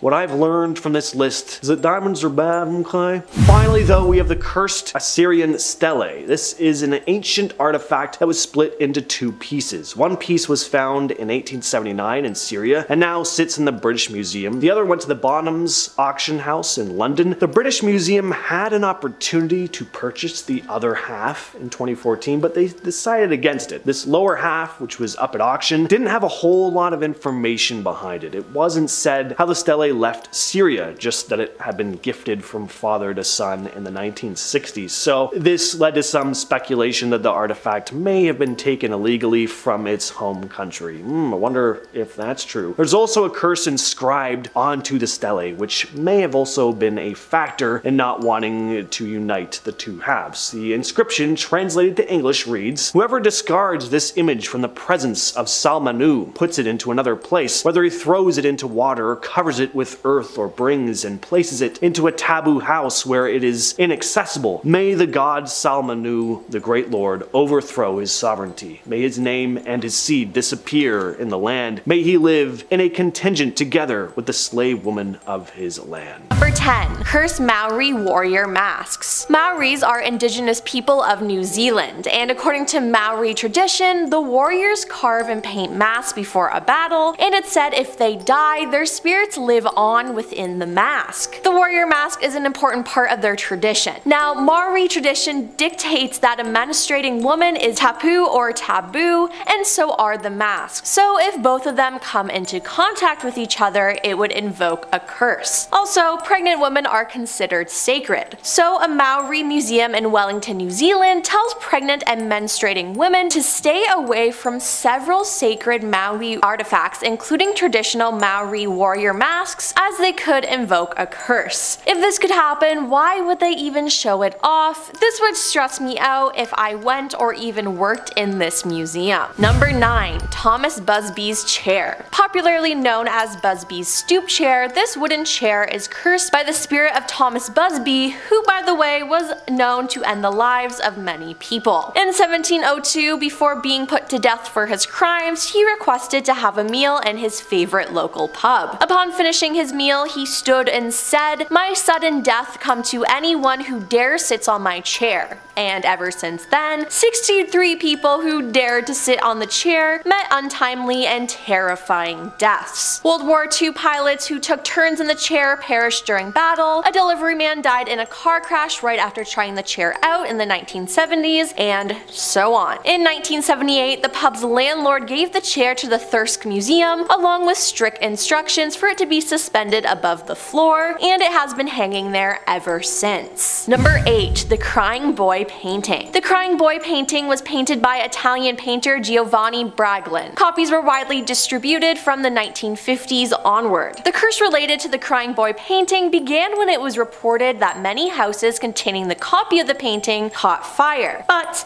this painting was always found undamaged amidst the burnt ruins. An Essex firefighter claimed that in a number of houses destroyed due to a fire, they have found a copy of this painting. Surprisingly, none of these paintings were damaged, even though nearby things had been burnt to ashes. He also stated that no firefighter would allow a copy of the painting in his own house. Now, this news spread like wildfire, pun not intended, and people started removing the painting from their homes, believing it was cursed. Number 7. The Woman from Lemb statue. The Woman from Lemb statue is nicknamed the Goddess of Death, and you'll soon find out why. This limestone statue was unearthed at Lemb, Cyprus in 1878. Dating from 3500 BC, its real purpose is unknown, but it may have been a fertility statue. This little innocent looking statue has become famous for the deadly effect it's had on each of its owners. The statue has belonged to at least 4 different families, and each one suffered a great amount of tragedy once they started owning it. Lord Elfont was the first owner. Within 6 years of buying the statue, all 7 of his family members passed away. The second owner, Ivor Mensusi, and his whole family died within 4 years of attaining the statue. The third owner, Lord Thompson Knoll, suffered the death of his whole family also within 4 years. The statue eventually ended up as property of Sir Alan Beaverbrook, and he, his wife, and their 2 daughters were the next to die. Seems cursed to me. So to try to stop the curse from harming anyone else, Beaverbrook's 2 surviving sons donated the statue to the Royal Scottish Museum in Edinburgh. After that, the museum curator who handled the statue died within a year. Today, the Woman from Lemb statue remains tucked away safely behind glass at the museum, where it can't cause any more harm, well,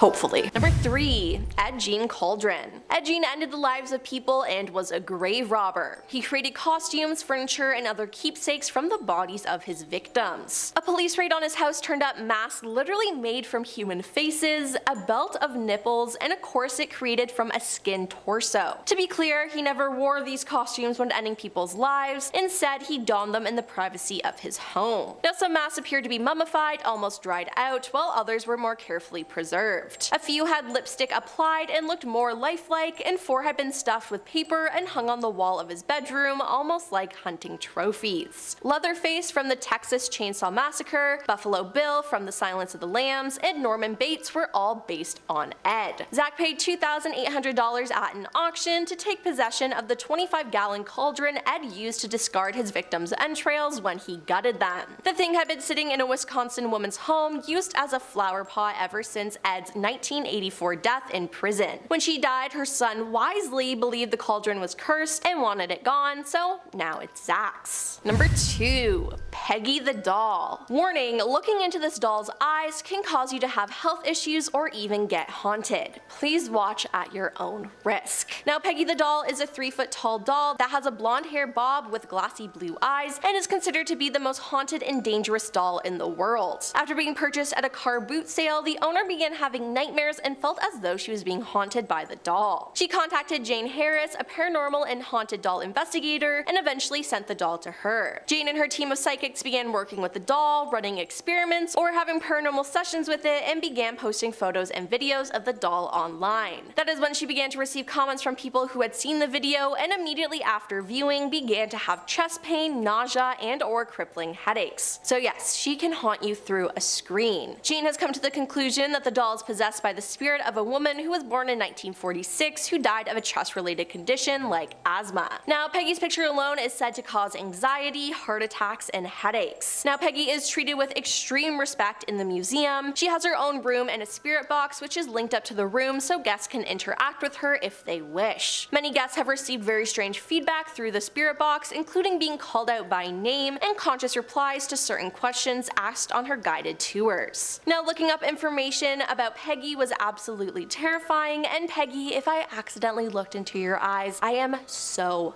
sorry. And coming in at number 1 is the Devil's Chair. Ed and Lorraine Warren helped exorcise a possessed boy named David Glatzel in the early 80s. They did many exorcisms on David, and Lorraine said that David levitated, ceased breathing for a time, and even demonstrated the supernatural ability of precognition. During his exorcisms, there was also a rocking chair in the room that would allegedly rock on its own, levitate, and even vanish and reappear. David and Lorraine also claimed to have seen the devil sitting in it. Now, Zach purchased the chair to be on display in his museum, but he had been forced to shut down his haunted rocking chair exhibit. Why? Well, Zach and his friend noticed the door to the chair's room slowly creaked open all by itself. Zach also says a light focused on the chair went out when a power cord was mysteriously yanked out of the wall. 2 hours later, he said a woman collapsed, began bawling, and asked, "What is happening to me?" Shortly thereafter, she fell unconscious, according to Zach, who adds that the woman was upstairs directly above the rocking chair exhibit. Later, Zach said 5 of his tour guides throughout the museum started crying uncontrollably. After just a few tours on opening night, the stress was too much for Zach and it forced him to shut it down altogether for the night. For now, Zach says the haunted rocking chair exhibit is closed until further notice, but in the middle of 2022, YouTubers Sam and Colby, who are paranormal investigators that I love, by the way, were given special permission to not only see or touch the chair, but to sit on it. The results were insane, and let me just say they are braver than me, because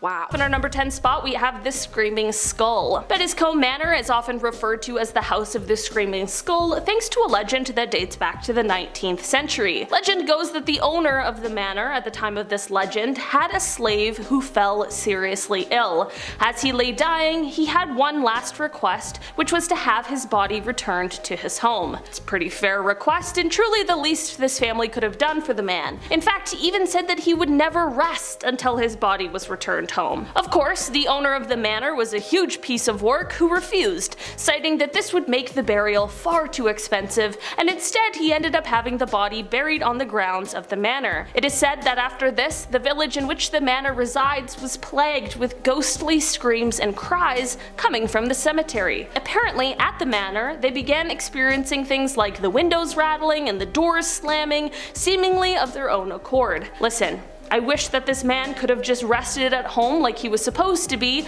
but considering how awful these people were, I am so happy that he made sure everyone and their families were haunted because of their greedy behavior. In the end, it is said that the hauntings got so bad they ended up exhuming the body and bringing it into the manor. From here, it is said that the body somehow disappeared, all except for the skull, which still resides in the manor. In our number 9 spot today, we have the Iceman. Okay, so this is not an object because it's a mummy, but I still had to include him on this list because the story is so crazy. The mummy of Otzi, who is also referred to as the Iceman, was found in 1991 in the Otzal Alps in Italy. It is believed that Otzi lived around 3000 BC, and his body became mummified and preserved because of the glacier that surrounded him post-mortem. While this is an incredibly interesting discovery, the finding of Otzi may have come in a package with an old curse just waiting to be released. Here's the thing, the people who helped with the discovery of Otzi are all dying under mysterious circumstances. I mean, we are currently at person number 7 within 1 year, so that's very suspicious. When molecular archaeologist Tom Loy was writing a book about Otzi, he passed away from a blood-related condition that he was diagnosed with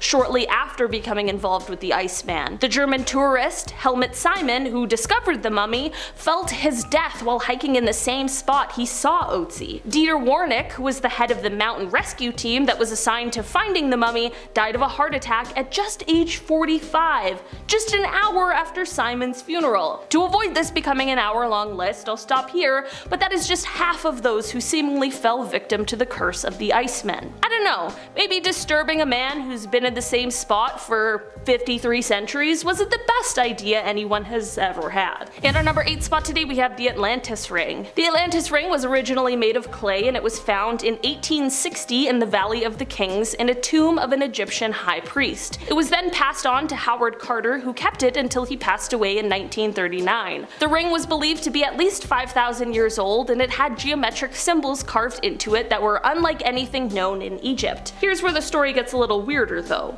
Howard is one of the people who discovered King Tut's tomb, and he would later tell people that he was wearing a talisman when the tomb was opened, aka the Atlantis Ring. He claimed that the ring gave him protection, and that just might be true because he is the only member of the team who didn't die a mysterious death after the opening of the tomb. Even those who visited shortly after the opening of the tomb were subjected to this curse, with a total of 18 victims in the end. Howard said that this ring is what protected him against whatever evil forces were at play. So I guess maybe the Atlantis Ring is more like an anti-cursed object? I don't know, but what I do know is that it is all quite curious. There are now replicas that are sold, but I'm sure none hold the power of the real deal. In our number 7 spot today, we have the Bassano vase. The Bassano vase was cast from silver in the 15th century and was apparently a wedding present for a bride who lived in a small village in Napoli. On the wedding night, however, the bride was found dying on the floor with her hands wrapped around the vase. With her last breaths, she vowed to have her revenge,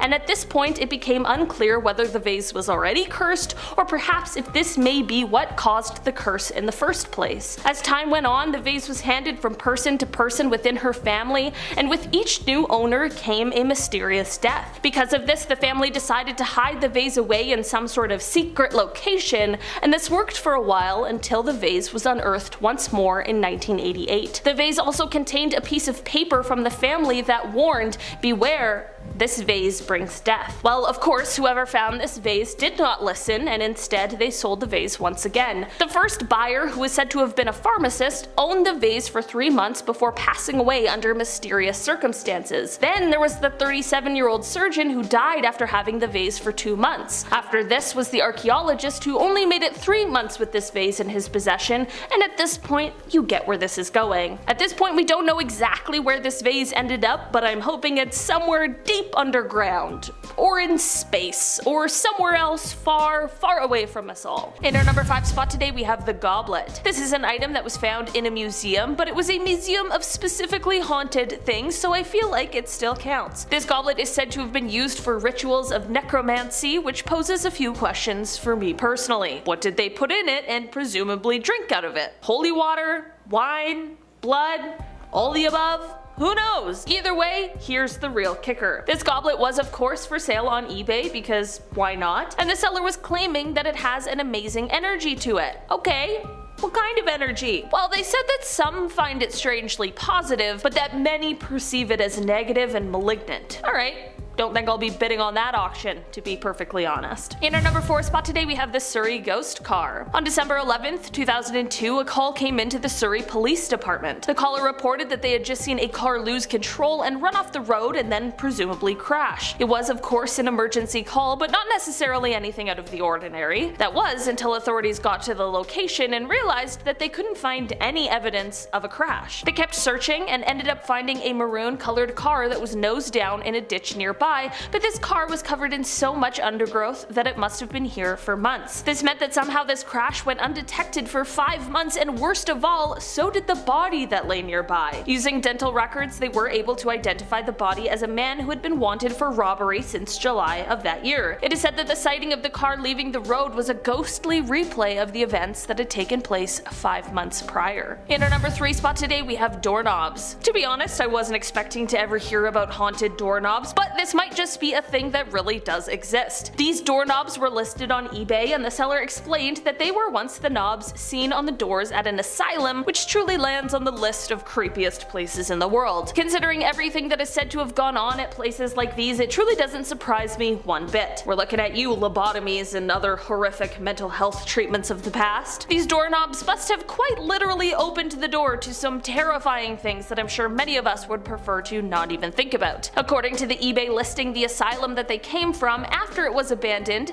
is said to have had strange whispers, occurrences, and horrifying noises coming from it. This is all to say that maybe that trip to Home Depot is better than buying antique. Just this one time. In our number 2 spot today, we have the Nightmare Doll. Haunted dolls like Annabelle and even Robert get a lot of hype, but they certainly aren't the only dolls with stories of curses and hauntings behind them. This Nightmare Doll was listed for sale on eBay, and according to the seller, the doll is possessed by a Dybbuk, which is a malicious demon or entity. The seller of the doll is actually someone who apparently specializes in selling these sort of paranormal items that no one wants anymore. The seller explained that the owner of the doll bought it at an antique shop, and while they did tell her about what the doll held, she didn't know what the word meant, so she took it anyways. Soon after purchasing it, she realized that anyone who came into contact with the doll was then plagued with terrifying nightmares and occurrences of these sort of shadow people. She only could handle this all for a couple of months before she handed the doll over for it to be sold and moved far, far away from her. In our number 1 spot today, we have the carving. This is a carving that was sold on eBay in 2013, which the sellers claimed had been in their family for over 60 years. It was originally found by the seller's grandparents in the attic of their home.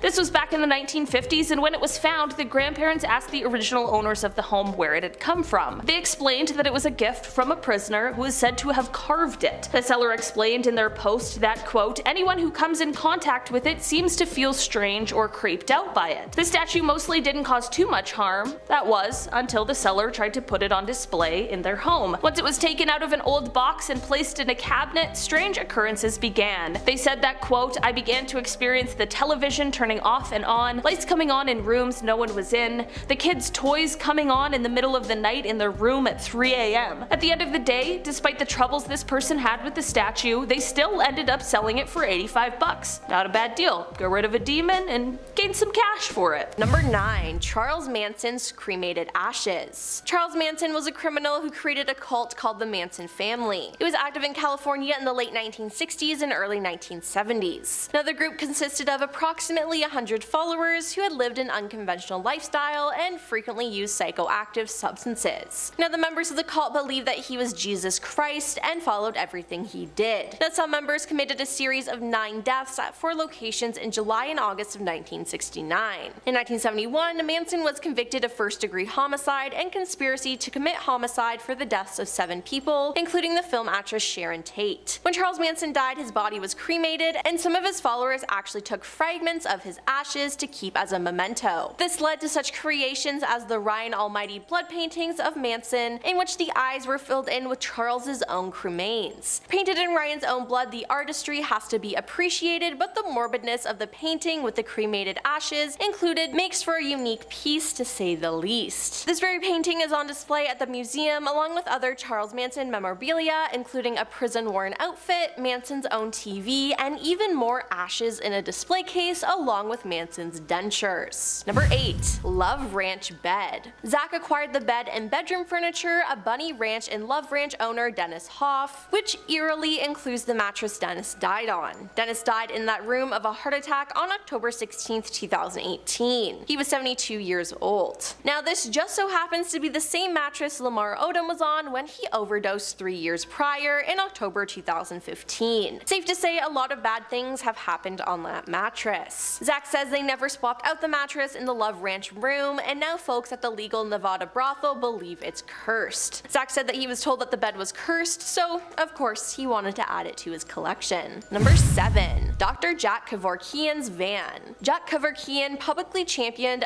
a terminal patient's right to die by physician-assisted suicide, embodied in his quote, "Dying is not a crime." It said that he assisted at least 130 patients in ending their lives. For this, he was convicted of homicide in 1999 and was often portrayed in the media with the name of Dr. Death. Jack, who died in 2011, lived out of a van for periods of his life and used it to carry out some of his crimes. Zach found this van and paid $32,500 for the rusty 1968 Volkswagen van, which has been parked in storage at the American Jewelry and Loan Pawn Shop on 8 Mile in Detroit. Now it sits at his museum for all to see. Number 6. Demon House Staircase. From a very intriguing standalone documentary of the same name, the Demon House was an investigation undertaken by Zach and the team at a home in Indiana, where the family claimed that numerous members of the family had been possessed by a spirit. The local police department and even social services within the local area were convinced that the house was some way haunted. From footsteps in the corridor to full-on body possession, the Demon House creeped Zach and the team out more than anything we've witnessed on the show before. Now Zach actually purchased the home for himself for investigations back in 2014 and used it to film the documentary before bulldozing it entirely in 2016, taking pieces of it, including the staircase, back to the haunted museum. Number 5. The house itself. The mansion housing the museum has reportedly been haunted for years. It was built in 1938 and owned by businessman Cyril S. Wenger, and rumor has it dark rituals took place in the basement in the 1970s. There was a pentagram found in the basement, and this is where supposedly a young boy was sacrificed. It is some kind of satanic altar supposedly to invoke the spirits down there, and it's an extremely evil place in the house. During the tour, they try to usher people through the basement as quickly as possible because it's so scary. Now the mansion at one point was turned into a law firm where strange occurrences continued before the place was purchased by Zach and was eventually converted into Zach Bagans' The Haunted Museum. Number 4. Bela Lugosi Mirror. Hollywood star and Dracula actor Bela Lugosi is one of the world's most famous horror actors, but did you know that he once owned a mirror believed to be haunted? It is reported that he was obsessed with practicing a form of clairvoyance, which would involve him staring into inanimate objects to try and conjure messages from spirits. One such object reportedly used by the actor for such practice was a mirror, which hung in Bela's Hollywood Hills home. Zach was given the mirror by the niece of lawyer and B-movie producer Frank Saltry, who formerly lived in the home once owned by Bela. However, Frank tragically died at the home in 1982, and following his death, the producer's family inherited the mirror. Soon after bringing the mirror home though, the family began to notice that paranormal activity began to occur in their own home. Believing Bela's own practices and her uncle's death to have affected the mirror, she later took the object to paranormal investigator Zach. After taking the mirror from Frank's niece, the star also encountered encountered his own paranormal experiences around the mirror when he investigated his own museum for a 2017 episode of Ghost Adventures. This included seeing a ball of light that appeared on the opposite wall of the mirror, which Zach said traveled across the room and went inside the mirror. Now that sounds extremely haunted to me. In our number 6 spot today, we have the Belcourt Castle chairs. Belcourt Castle is located in Newport, Rhode Island, and it is a former summer cottage. Construction on the cottage started in 1891, with it being completed in 1894, and inside there is a ballroom.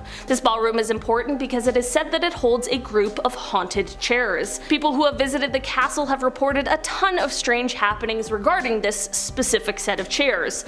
The reports include things like feeling chills racing up and down their spines, or feeling a strange sensation and a shift of energy while standing near the chairs, and some people have even explained how they have been pushed out of the chairs by an invisible force. I feel like just hearing these stories might be enough to explain the energy shift some people are feeling, but actually being pushed out of a chair by some sort of invisible force would be absolutely terrifying. In our number 5 spot today, we have the Koh-i-Noor diamond. This diamond has an extremely controversial history, and it is the source of a lot of debate, but regardless of the ongoing conversations over who really owns it, we are here to talk about the curse that this stone is said to hold. The diamond dates back thousands of years, and its curse is said to only affect men. It is said that the jewel can bring about great wealth, but it can also bring great misfortune as well to those who own it. Folklore states that, quote, "He who owns this diamond will own the world, but will also know all its misfortunes. Only God or women can wear it with impunity." Throughout the history of the diamond, it was passed among many people and rulers who all fought bloody battles while in possession of it. Every prince who had it is said to have ultimately either lost their power or their life while in possession of it as well. Part of the controversy of the diamond is how it ended up in the hands of the British royal family during colonization in the 1800s. Ever since then, it has only been worn by female monarchs, including Queen Victoria and Queen Elizabeth. In our number 4 spot today, we have the Destiny Ring.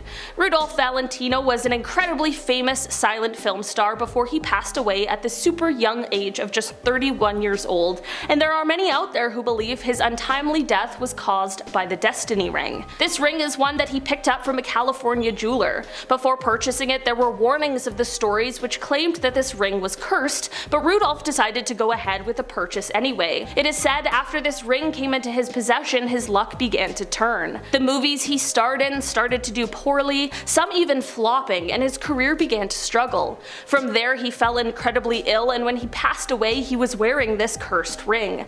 From there, after his death, his lover ended up receiving the ring, but once it was in her possession, she too fell extremely ill, and she decided to give the ring away. All the owners after that were reported to have died in strange ways or under mysterious circumstances, which has led to the ring now being placed in a bank vault, all locked up so that it hopefully can never cause harm to anyone again. In our number 3 spot today, we have The Orphan's Story.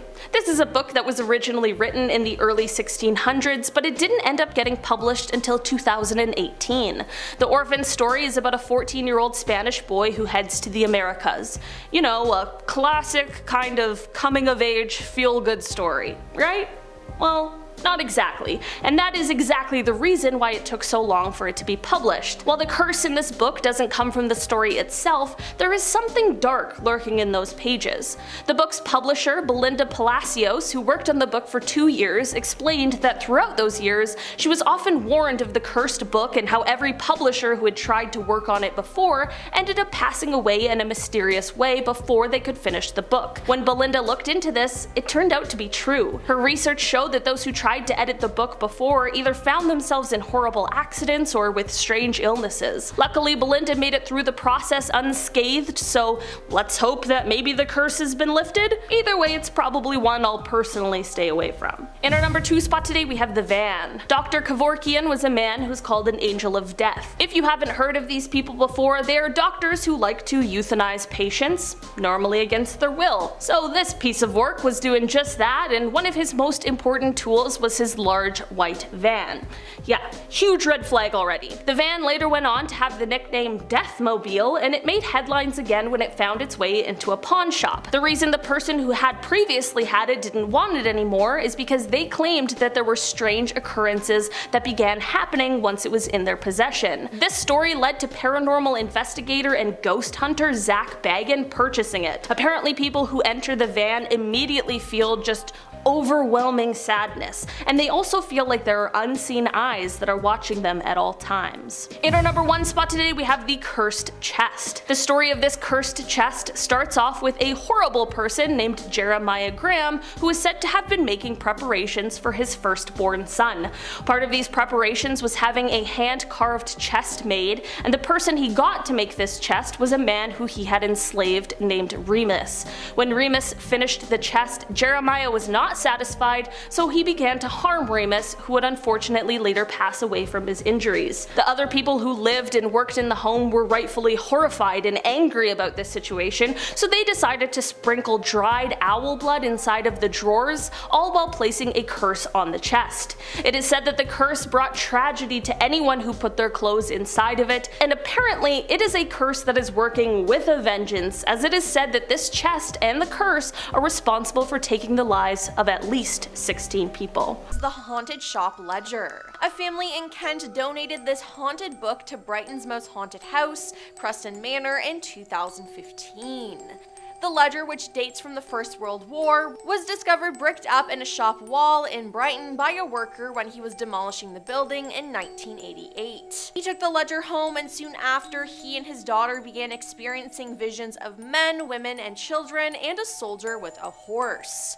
The daughter was told by one of the spirits that the book must be returned to Brighton for the centenary of its first entry in December 1915. The terrified family then delivered it to Preston Manor, which has its fair share of ghosts and reputation for spectral activity and unexplained phenomena dating back to its days as a private home in the early Victorian period. Now, a medium visiting the house inspected the book and confirmed that they could sense bad things emanating from it. Yeah, I think it's a good idea that the family gave it to someone else. 9. The Iceman. The mummy of Otzi, aka the Iceman, was found in 1991. It is believed that the Iceman belonged to 3000 BCE, and his body was preserved because of the glacier that surrounded him after he died. The cause of death remained uncertain until 10 years after the discovery of the body. It was initially believed that Otzi died from the exposure during a winter storm, and later it was speculated that he may have been a victim of a ritual sacrifice. However, soon after his discovery, people who were involved with his discovery began to die due to violent accidents. Forensic paleontologist Rainer Henn died in a horrific car accident, mountaineer Kurtz Fritz died in an avalanche, and hiker Helmut Simon died after falling off a dangerous hidden path. The Iceman then claimed 3 more lives in quick succession between 2004 and 2005. It's thought that anyone who comes into contact with the Iceman will die, and people believe that the discovery of the Iceman has released a curse and that it has the power to destroy mankind. So why they would put this out for people to see, I have no clue. Number 8. The Hope Diamond. The Hope Diamond is currently sitting in the Smithsonian Institute. It is 45.52 carats, is a dark grayish blue color, and the pendant surrounding the Hope Diamond contains 16 white diamonds, and the necklace chain it's on also contains 45 white diamonds. Yeah, that is a lot. Now, French monarchs, an heiress, and at least one unlucky postman have met their misfortune after possessing it. The diamond gets its name from its London banker Henry T. Hope, who purchased it in 1839. After Hope's death, the diamond passed through the hands of various owners. It was believed that the diamond was lost in a shipwreck, but it then appeared at a public auction in Paris on June 29, 1909. Evelyn Walsh McLean, a Washington, D.C. socialite and wife of the former owner of the Washington Post, acquired the diamond in 1911 for $180,000. She too suffered the curse of the diamond, as her husband died in a mental institution, her eldest son died in a car accident, and her daughter took too many sleeping pills. She believed in the curse, but she continued to wear the diamond and would not sell it for fear of bringing bad luck to someone else, which is really considerate if you think about it. Now, after Evelyn's death in 1947, the diamond was found, along with $4 million worth of other jewels, stored in shoeboxes in her bedroom. Then, Henry Harry Winston, a leading American jeweler and gem dealer, bought the diamond from her estate in 1949, and in 1958, he donated the diamond to the Smithsonian Institute, where it is today. Number 7. Robert the Doll. In 1904, Robert the Doll was given to 4-year-old Robert Eugene Otto, who went by Gene. Now, some reports say it was a present from Gene's grandfather, while others suggest a disgruntled maid of the Ottos cursed the doll before giving it to their young son, and it's also possible that the maid cursed the doll sometime after Gene's grandfather gave it to him. Either way, this doll was bad news. Robert the Doll, dressed in a sailor suit of Gene's, quickly became his owner's evil alter ego. As legend would have it, whenever Gene's parents would find his bedroom furniture upended or his toys mangled, Gene would say, "Robert did it." Now, Gene grew up to become an artist, got married, and then returned to his childhood house.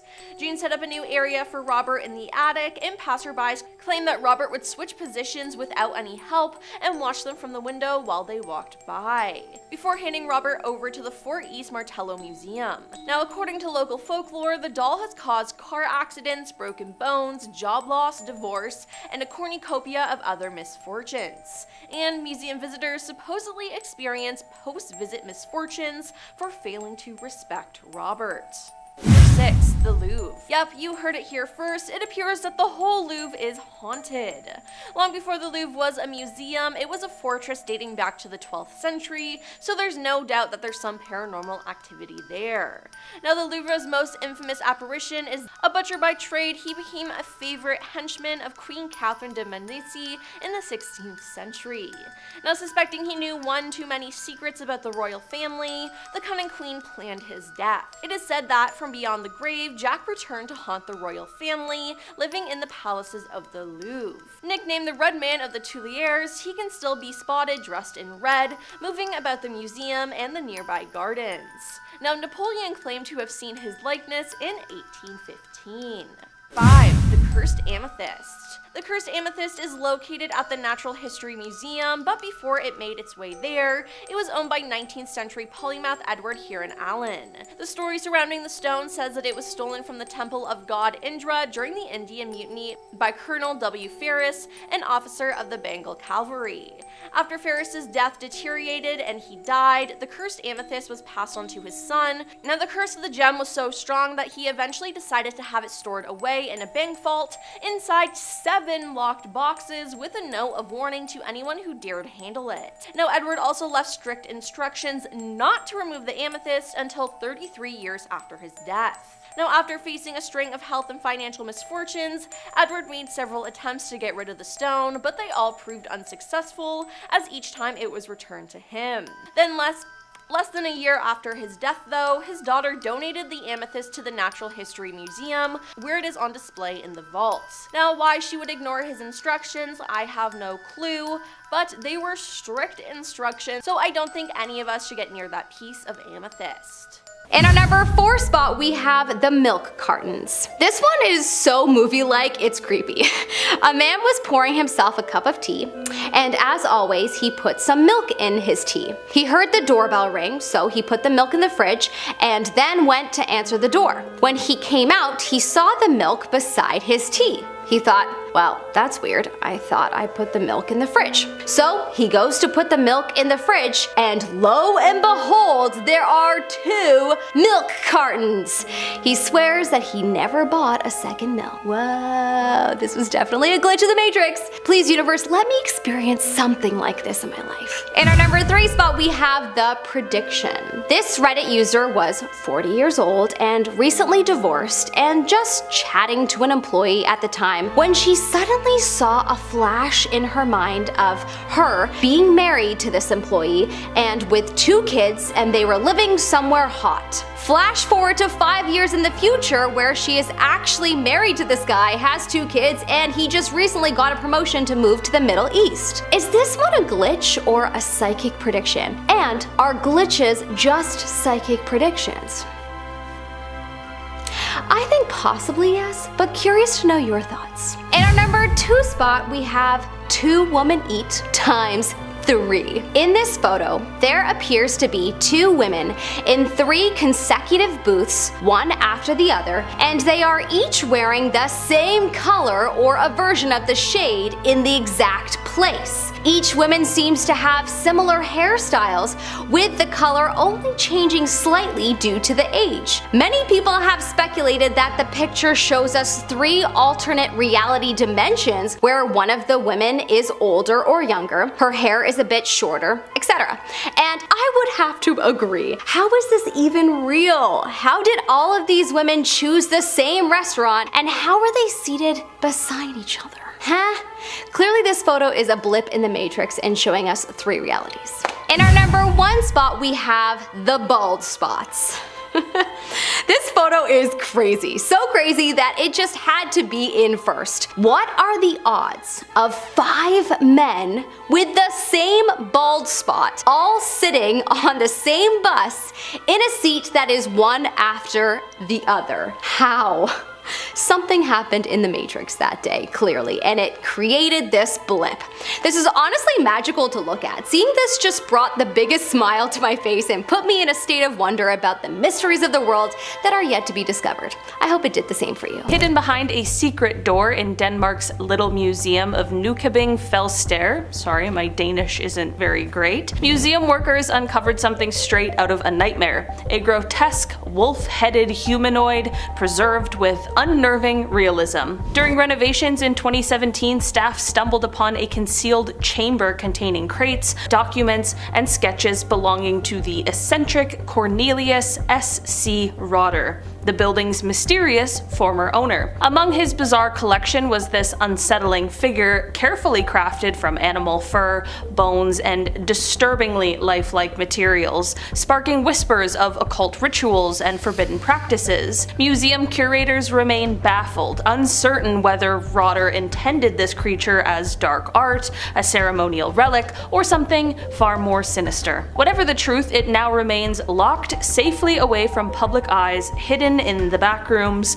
perhaps for our own protection. Hidden away in a museum's shadowy back room sits a grotesque artifact that blurs the line between myth and nightmare. The skeletal remains of what can only be described as a centaur, a creature straight out of ancient Greek legend. Discovered tucked away behind locked doors in a European curiosity museum, this bizarre skeleton immediately sparked wild rumors about its origins. Constructed with startling anatomical precision, the piece seamlessly combines genuine human and equine bones, fueling unsettling theories of secret experiments or occult rituals conducted centuries ago. Museum insiders have hinted that the skeleton's origins trace back to an obscure 18th century collector known for his obsession with mythological hybrids, though details remain intentionally vague. Whether a twisted scientific hoax or a dark artifact with a genuinely cursed past, one thing's clear: there's a good reason it's being hidden far from the eyes of the public.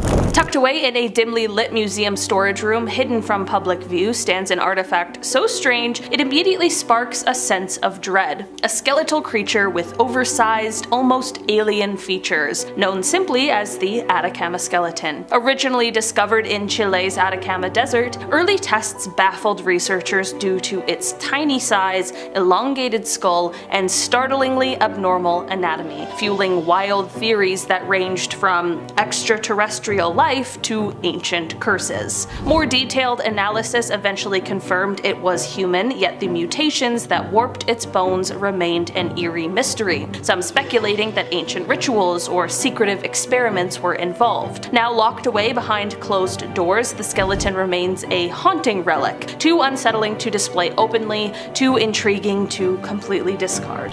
Hidden deep within a museum's forbidden archives lies an artifact straight from your darkest childhood fears, a tiny, grotesque mummy known ominously as the Pixie specimen. Recovered by a private collector known as Alex CF, this bizarre creature has sparked unsettling debates about its origins. With its shrunken, shriveled body, disturbingly lifelike features, and remnants of fiery red hair, it appears horrifyingly genuine. Some speculate it was crafted as a macabre Victorian curiosity, curiosity, while others believe it to be physical evidence of mythological beings like fairies or pixies secretly studied by occult societies. Locked away and rarely mentioned publicly, the pixie specimen remains shrouded in secrecy, its unsettling presence haunting museum curators brave enough to enter the back room alone.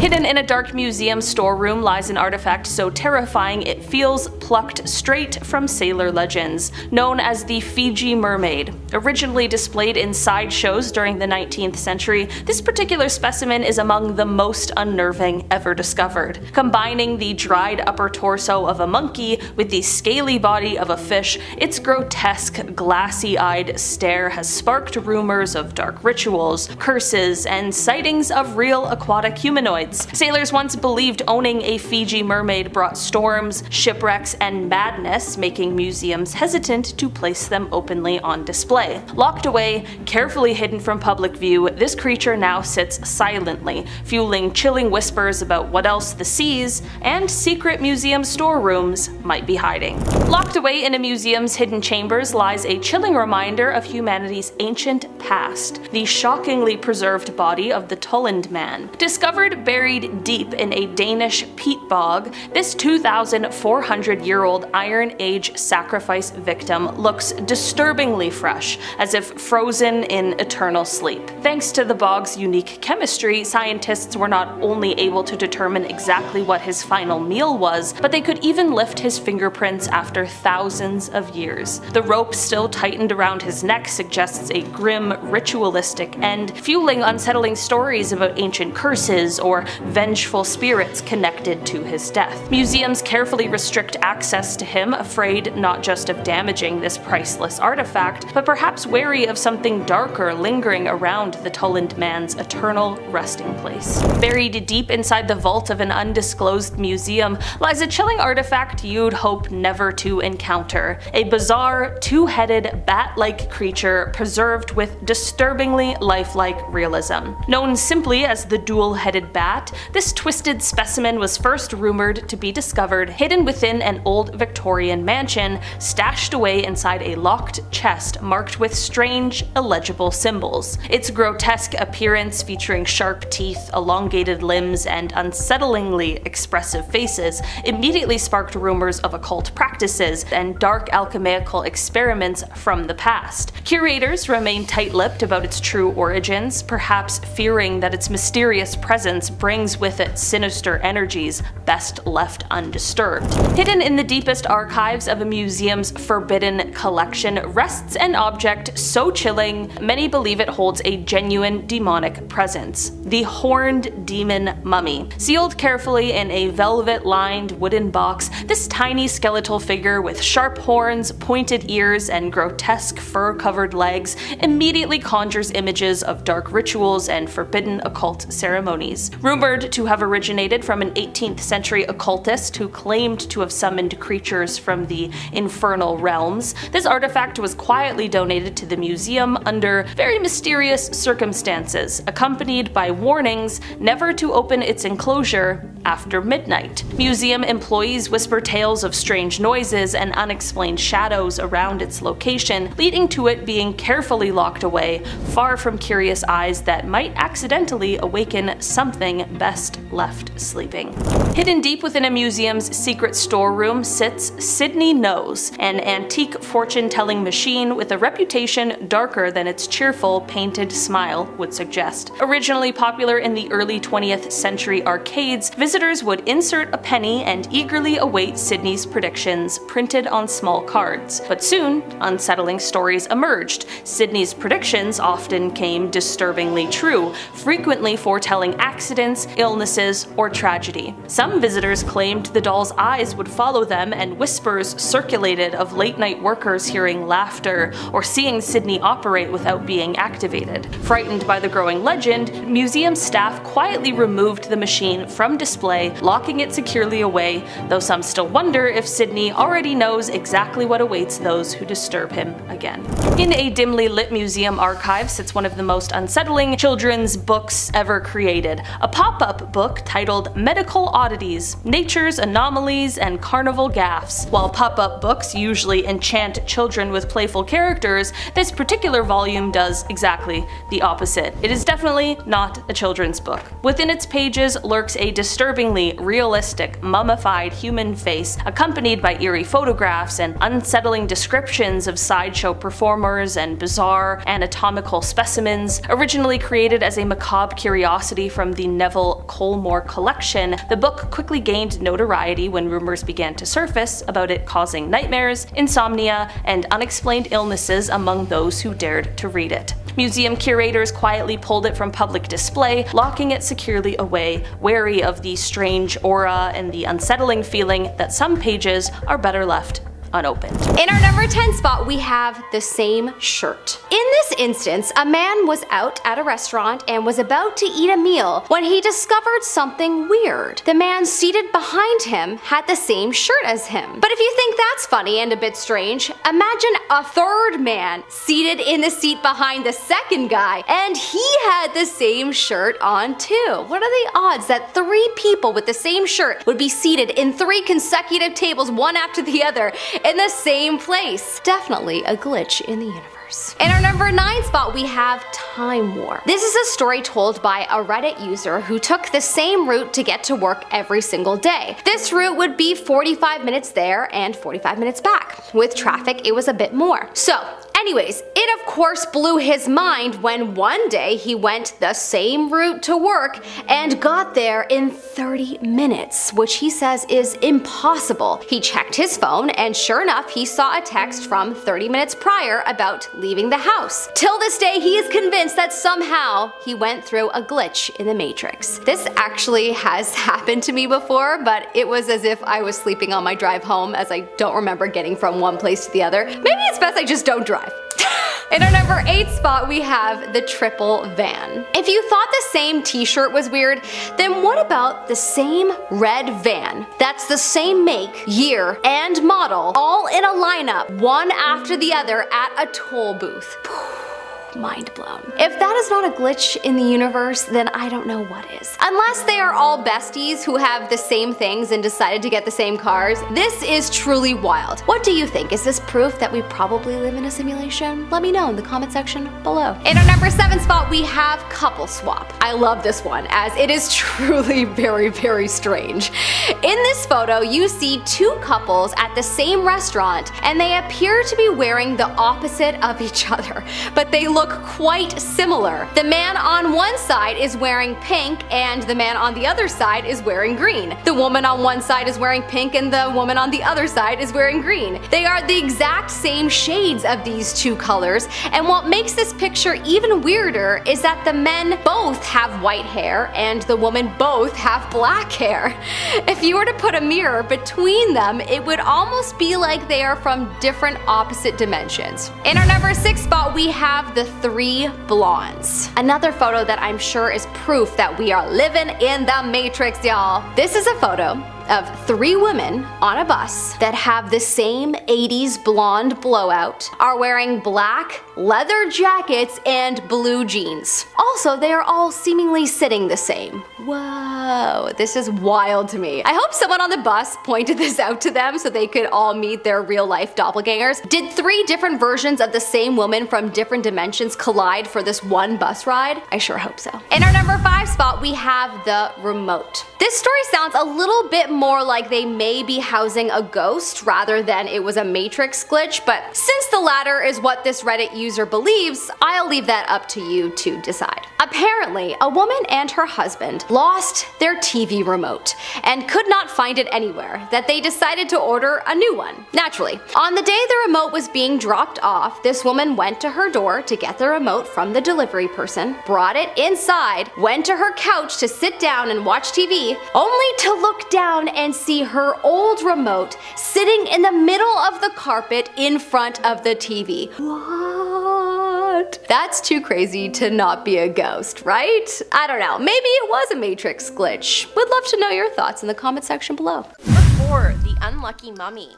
The unlucky mummy is an ancient Egyptian artifact in the collection of the British Museum in London. The identity of the original owner is unknown, but this painted wooden mummy board of an unidentified woman was acquired by the British Museum in 1889.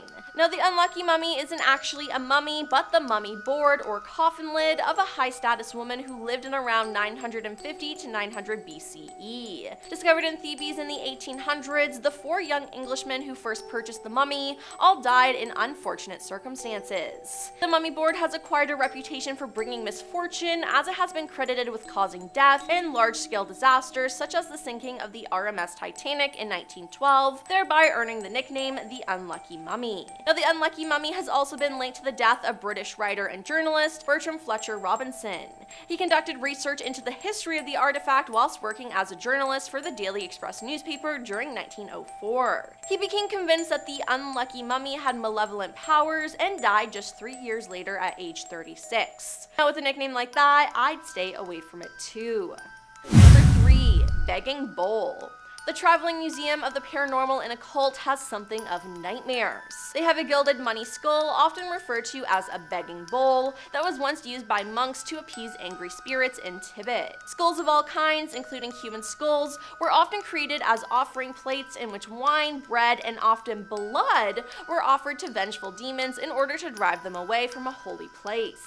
This particular begging bowl belonged to a Chicago area man who recalled that his grandfather often fed the skull blood in order to perpetuate the family's good fortune. The family was careful to never forget the meals, because if they did, an angry entity would wreak havoc on their lives. Now, my question is, does the museum feed it? Are visitors allowed to feed it? I need answers, but I also never need to be in contact with that bowl, ever.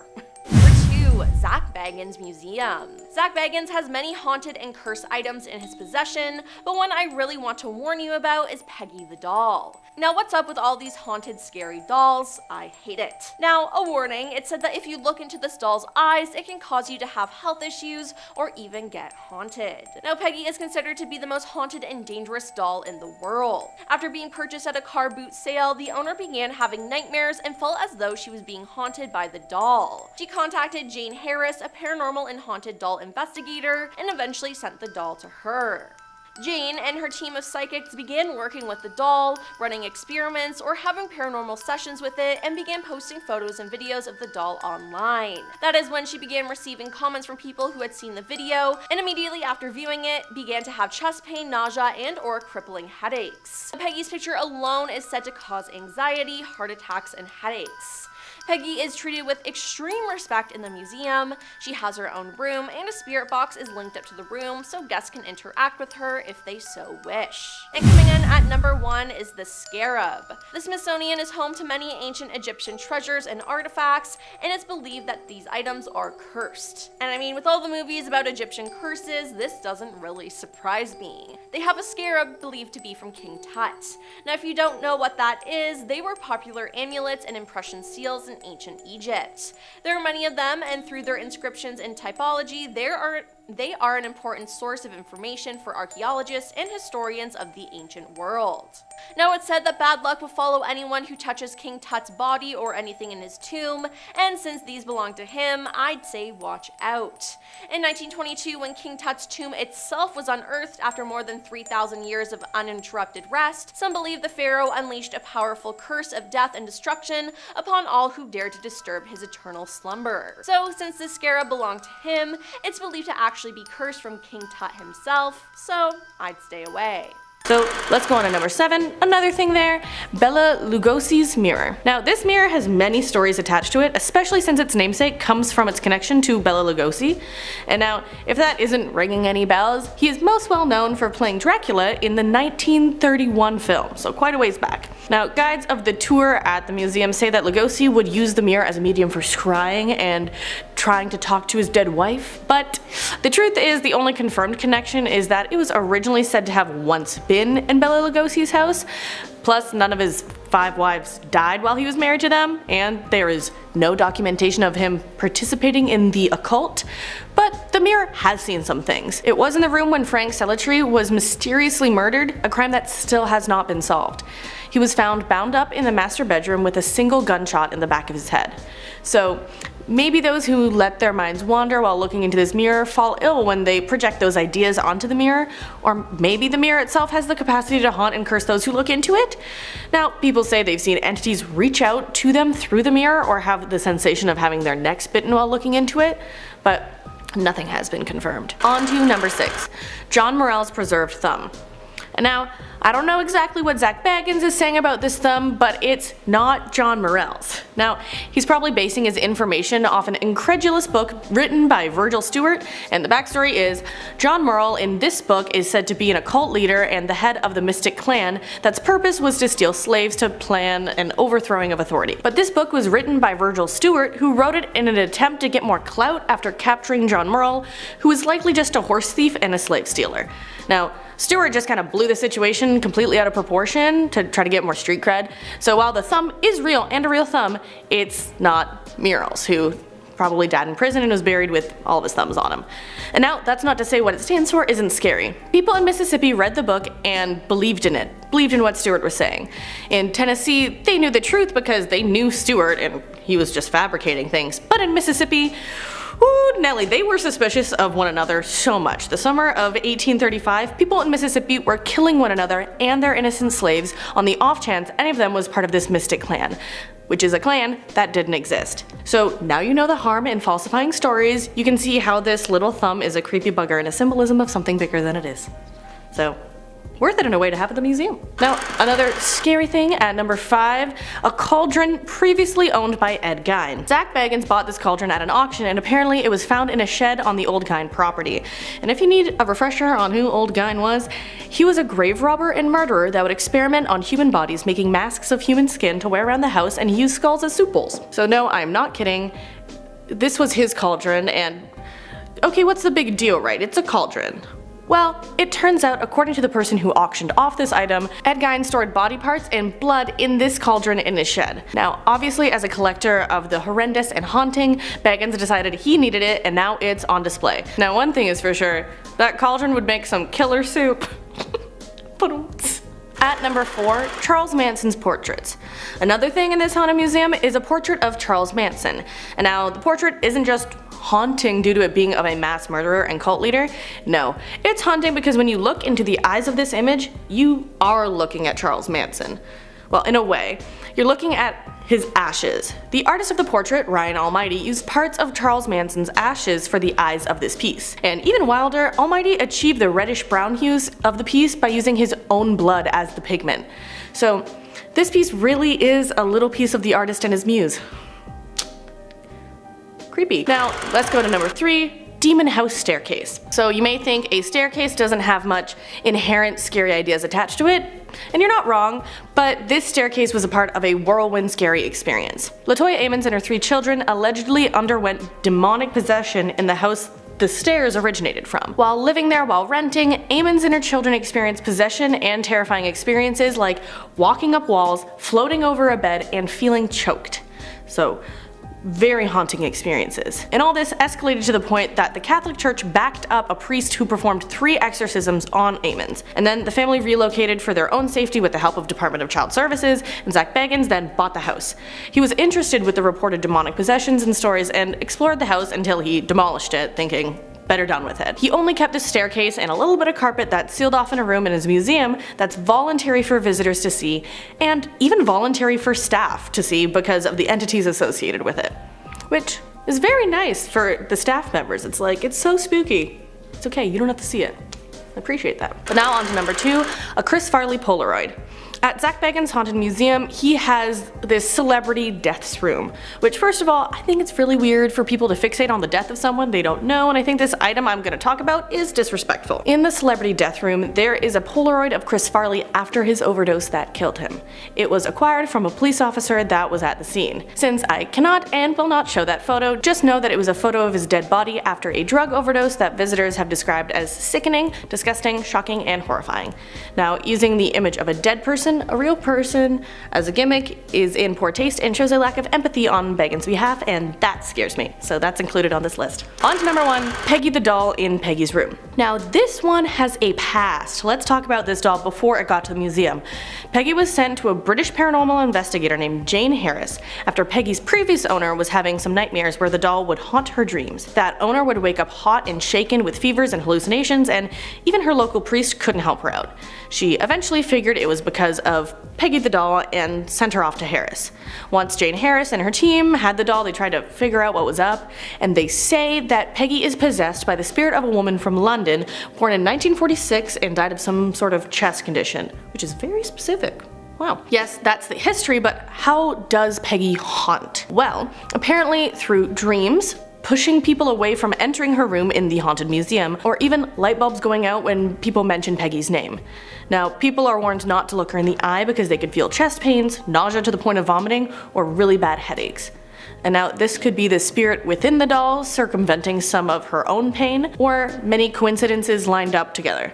But either way, many say the scariest thing they saw on their trip to Zach Bagans' Haunted Museum was Peggy. Number 6. Cursed Mirror at Myrtle's Plantation. A historic home and former plantation, the Myrtle's Plantation in St. Francisville, Louisiana is considered one of America's most haunted places. The plantation house is rumored to be on top of an ancient Tunica Indian burial ground, which is just like, duh, of course it's haunted. It is home of at least 12 ghosts, and it's often reported that 10 people had their lives ended in the house. There are many creepy legends surrounding this property, and the tale of the cursed mirror is one of the most famous. According to legend, the former owner of the house, Sarah Woodruff, and her 2 daughters were poisoned by their slave and are trapped inside the mirror. Visitors of the house report seeing handprints, strange marks, and even figures dressed in old-fashioned clothes lurking in the mirror. I feel like being trapped inside a mirror would suck. Number 5. Screaming Skull of Burton Agnes Hall. An Elizabethan manor house in the village of Burton Agnes, England is home to a paranormal object known as the Screaming Skull. Okay, just the name of the Screaming Skull terrifies me because, like, how? Well, the skull belonged to Catherine Ann Griffith, who died in the house in 1620 after being attacked by bullies. Every night, a terrifying ghost is seen roaming around the skull, making tremendous noises and scaring out everyone who tried to remove the skull. Now, why does Anne do this? Well, she was somewhat of a troubled girl, and she told her sisters that she would never rest unless part of her could remain in our beautiful home as long as it shall last. She made them promise that when she was dead, her head would be served and preserved in the hall forever, and the sisters hesitantly agreed. But when Anne died, she was buried in the churchyard. Then the ghost would come to the house at night and scare everyone. But remembering Anne's dying words, the sisters took counsel with the vicar and eventually agreed that the grave should be opened. The skull was brought into the house, and so long as it was undisturbed, the hall was peaceful and untroubled. Many attempts have been made to get rid of it, but they never could, and it should honestly just stay there forever. Number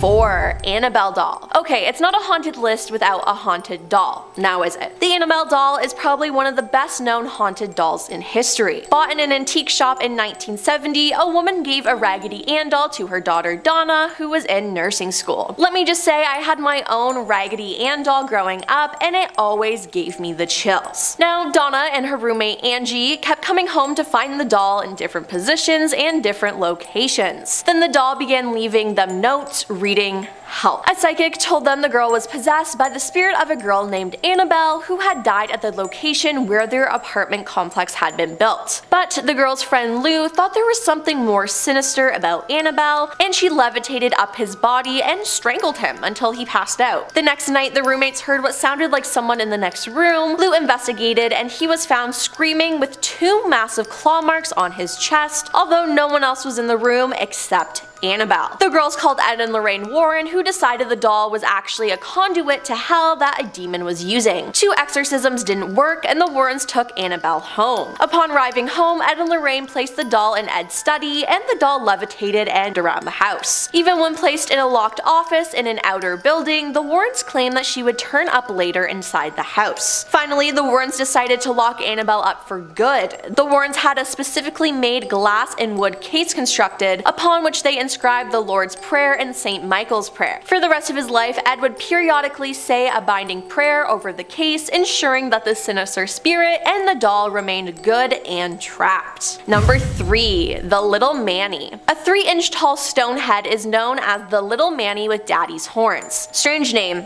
I know. After a cleaning lady stumbled upon it in a basement floor in Manchester, England, local scholars Tony Ward and Pat Ellison Reid explored the site and found evidence of a strange ritual. As Manchester Museum curator John Prague said, it was around a circle of candle holders, and inside the circle they found the remains of chicken and har bones, ivory counters used for scoring at billiards, and other offerings including a mother figures whose head had been broken off accidentally. Since the Little Manny looked a lot like Celtic stoneheads, everyone generally assumed that's what it was. But when it was displayed at the Manchester Museum in 1991, a visitor identified it as Nomoli, hope I said that right, a type of figure from Sierra Leone. While Nomoli is known to bring strong harvests and other good fortune, the Little Manny seemingly brought a fair amount of bad luck to its British handlers. Manchester Museum staff members suffered car accidents, bike accidents, burglaries, broken pant zippers, and all manners of trouble. Pat actually plucked some hairs from her own head and wrapped them around the statue, claiming that it would be, as Prague called, much warmer and friendlier now. Number 2. Dybbuk box. In Jewish folklore, a dybbuk is an evil spirit. Supposedly, someone accidentally summoned the demon while using a homemade Ouija board, but managed to trap it inside the wine cabinet. The Dybbuk box came to light in 2001 when Kevin Mannis purchased it and started having terrible nightmares. He then decided to gift the cabinet to his mother, who suffered a stroke the very day she received it. Not just this, but every person who ever owned the wine cabinet has reported experiencing horrible events. The last owner of the cabinet, Jason Haxton, found out that the box possesses the spirit of a malicious Jewish creature called the Dybbuk, who has the ability to haunt and possess the living. Jason Haxton was the director of the Museum of Osteopathic Medicine. He not only had nightmares, but developed a strange skin disease and began coughing up blood. At that point, Jason contacted his local rabbis, sealed the Dybbuk back in the box, and then hid it from the world. And coming in at number 1 is the Iceman. The mummy of Otzi, aka the Iceman, was found in 1991 in the Otzal Alps, Italy. It's believed that the Iceman belonged to 3000 BCE, and his body was preserved because of a glacier that surrounded him after he died. However, soon after his discovery, people who were involved with his discovery began to die due to violent accidents. Forensics pathologist Rainer Henn died in a horrific car accident, mountaineer Kurt Fritz died in an avalanche, and hiker Helmut Simon died after falling off a dangerous hidden path. The Iceman then claimed 3 more lives in quick succession between 2004 and 2005. It's thought that anyone who comes in contact with the Iceman will die, and people believe that the discovery of the Iceman is a curse and has the power to destroy mankind. All I'm saying is I would never get close to him. 10. The Hands Resist Him. The Hands Resist Him is a painting by Bill Stoneham. It's also known as the Haunted eBay painting, and I can't say that I disagree. The painting is based on a real-life photograph of the artist from around the time he was 5 years old. The painting depicts a young boy and doll in front of a glass door, with disembodied hands in the background. A California couple found the painting in an abandoned brewery, but in February 2000, not long after they brought it to their home, they've listed it on eBay with a warning to buyers. It said, "This painting may or may not possess supernatural powers that could impact or change your life." Now, let me just say, if something you're thinking about buying comes with a warning like that, I'd suggest not buying it. The couple claimed their daughter told them that the boy and girl from the painting would fight with each other at night. The ad also mentioned that at one point, the boy seemingly exited the picture, which is why they decided to sell. I'm sorry, this just gives me the goosebumps. It sold for $1,025 to Kim Smith, a gallery owner from Michigan. In an interview, she revealed that she's received emails from people who claim they were repulsed or became physically ill by just viewing a photo of the painting. My suggestion, burn it with fire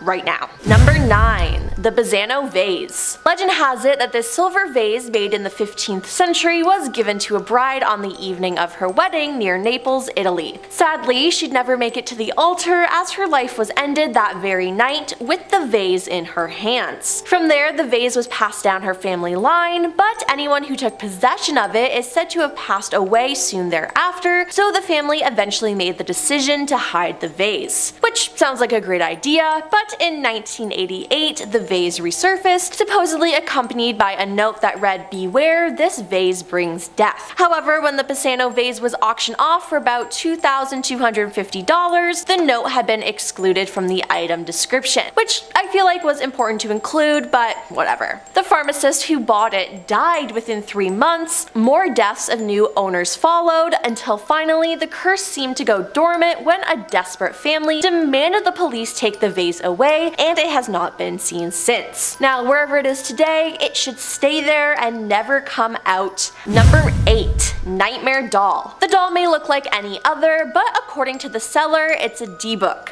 A debuk is a term from Jewish folklore that describes a dead person's soul that is stuck in purgatory. Supposedly, it can inhabit an object or the body of a living person. In this case, it's a doll. The seller, who specializes in selling paranormal items that people don't want anymore, says the doll's owner brought it to an antique shop and was told it was a debuk, but didn't know what the word meant. I feel like if you're buying something haunted, you should do your research on it, but maybe that's just me.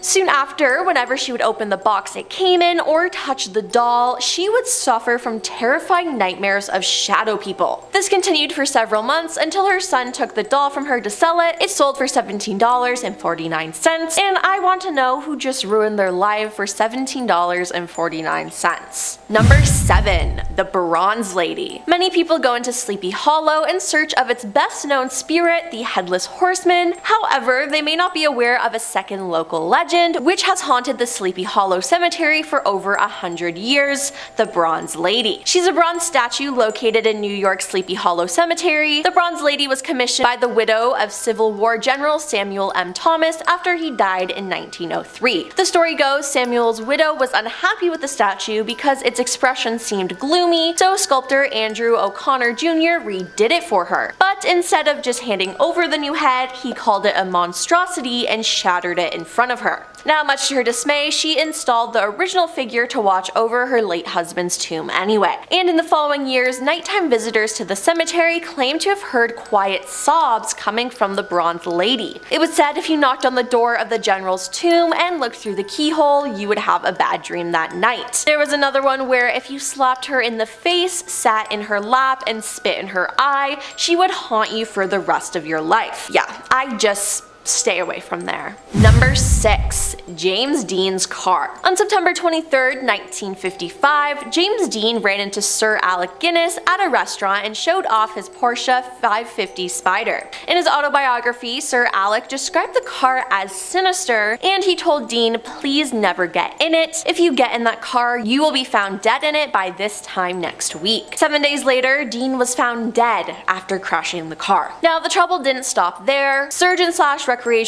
racer Dr. William F. Esrich rescued some of the Porsche's parts from a junkyard and passed a few to his friend Dr. Troy McHenry. They installed parts in their own cars and then both crashed during a race in October 1956. William survived, but Troy didn't, and whispers of a curse began to spread. The rest of the car went to George Barris, the car customizer. Over the next several years, the Spider supposedly caused a handful of incidents. A garage caught fire while the car was inside, 2 tires blew out while affixed to a different vehicle, and a couple of thieves were injured when trying to steal some of the Spider's remaining parts. George claimed that the car had mysteriously vanished in 1960, and the car has been MIA since. Seems cursed to me though, I wouldn't want to go anywhere near it. Number 5. Baker's wedding dress. In 1854, while visiting her father's company, Anna Baker met and fell in love with one of the steelworkers. Anna kept the romance a secret from her family as she knew her father would prohibit her relationship with one of his employees. This went on for 2 years, and it wasn't long after Anna's boyfriend proposed and she happily accepted. Anna picked out a beautiful wedding dress and the two made plans to marry, but her father found out about the secret relationship and immediately fired Anna's love, threatening him with death if he ever returned. Anna's heart broke and she fell into a deep depression. The only thing she had was the wedding dress. Her house was then turned into a museum with the dress displayed. Now, most of the paranormal activity in the home appears to be centered around the dress. Visitors have witnessed the glass case move while they were in the room, appearing as if someone was trying to get the dress. Others have claimed to see the dress move or have caught glimpses of what appeared to be the dress out of its case floating around. For 10th spot, we have the statue. This statue, or bust, is said to have been made by a man named William who enjoyed making these sorts of things out of clay. Unfortunately, however, legend goes that this specific statue was made on the same day that William was crushed to death during a tragic work accident. A co-worker of his who showed up to work the following day found that this statue was still there, so he took it home with him. For a while, he kept the statue hidden, but when he took it out to display it, things started to go awry. It started with just a heavy and uninviting feeling, but soon things escalated. He began to hear doors slamming on their own, only to go and find them wide open. If anything was placed next to the statue, the next time he would find it completely shattered, and at one point he found the statue in a position that he never placed it in. He finally had the last straw when he saw a dark, shadowy figure, or a sort of mist, moving around near where he placed the statue. After this, he was so spooked he had a friend list the item for him on eBay because he just simply needed to get rid of it. In our number 9 spot today, we have Uluru Rock. Uluru Rock is a large sandstone formation that is located in the southern part of the Northern Territory in Australia. It is sometimes known as Ayers Rock, but regardless of what it is called, this area is sacred for the people indigenous to the land. This is part of the reason that those who visit the rock are asked to not take anything from the site. Despite this, people of course still choose to smuggle pieces of the rock out of the area and home with them. Other than the bad karma and just in general feeling like a bad person for doing the one thing you're asked not to do, as it turns out, this rock may hold a more sinister secret. Those who have stolen rocks from the Uluru have experienced things like extremely bad luck, severe illness, and sometimes even the death of those they love. The curse these rocks hold is seemingly so bad that it is very common for the company that runs the tours of the formation to receive letters of apology that contain the stolen rocks. Apparently these letters come so often, at least one a day is expected. Maybe this is a weird coincidence, but it seems to be happening a little too often for that to be the explanation. In our number 8 spot today, we have the beds. Back in 1986, couple Deborah and Alan Tullman moved into a new home with their children in Wisconsin. The following year, they bought a second-hand set of bunk beds for their kids for $100, but as it would turn out, they bought much more than they had originally bargained for. When they brought the bunk beds into their home, they clearly must have brought something else along with it. It started when they began to see strange shapes in their home, and they would hear disembodied voices that, despite how hard they tried, they could not find the source of. They found themselves fighting with clocks and radios that turned on by themselves, they would find furniture that had moved seemingly all by itself, and sometimes they'd even see an apparition of an old woman. In the end, they not only threw the beds in the landfill, but they also moved from the home just to be safe. As far as we know, the beds remained in the landfill, but who's to say for sure? In our number 7 spot today, we have the Crying Children paintings. These paintings were a series created by an Italian painter who was known as Giovanni Bregolin, but his name was really Bruno Amarillo. Bruno was born in Venice in 1911 and fought in World War II, which ended up being the inspiration for a lot of his paintings. During his time in the war, he saw a lot of suffering, and this is where he got the idea for the series of Crying Children paintings. After the paintings were sold, there began to be reports of fires in all of the places where the paintings were held. While this could have just been a strange coincidence, the weirdest part is that the paintings always remained intact while everything else around them was burned. This quickly became the most talked about thing and was on the front of every newspaper, and the paintings quickly gained the nickname Diablo. It caused the paintings to end up being replicated and mass produced, but none of the replicas hold quite the same powers as the originals. In our number 6 spot today, we have the Goddess statue. The Goddess of Death statue is was also known as the Woman from the Lem. This artifact was made out of limestone, and it was created somewhere around 3500 BC and was found in Cyprus in 1878. Over the years, it has belonged to many different families who all have been ruined and dismantled by death. After the first 6 years of ownership, all 7 members of the first family died. It then moved on to a second owner, and after 4 years, death began to come to him and his family as well. There was then a long period where it was unclaimed, but once the third family finally got a hold of it, several members of that family began to die as well. The third family ended up turning it over to the Royal Scottish Museum because it is, of course, an ancient relic, but legend goes that the museum curator who initially took care of it died within a year of receiving it. So maybe the curse lives on.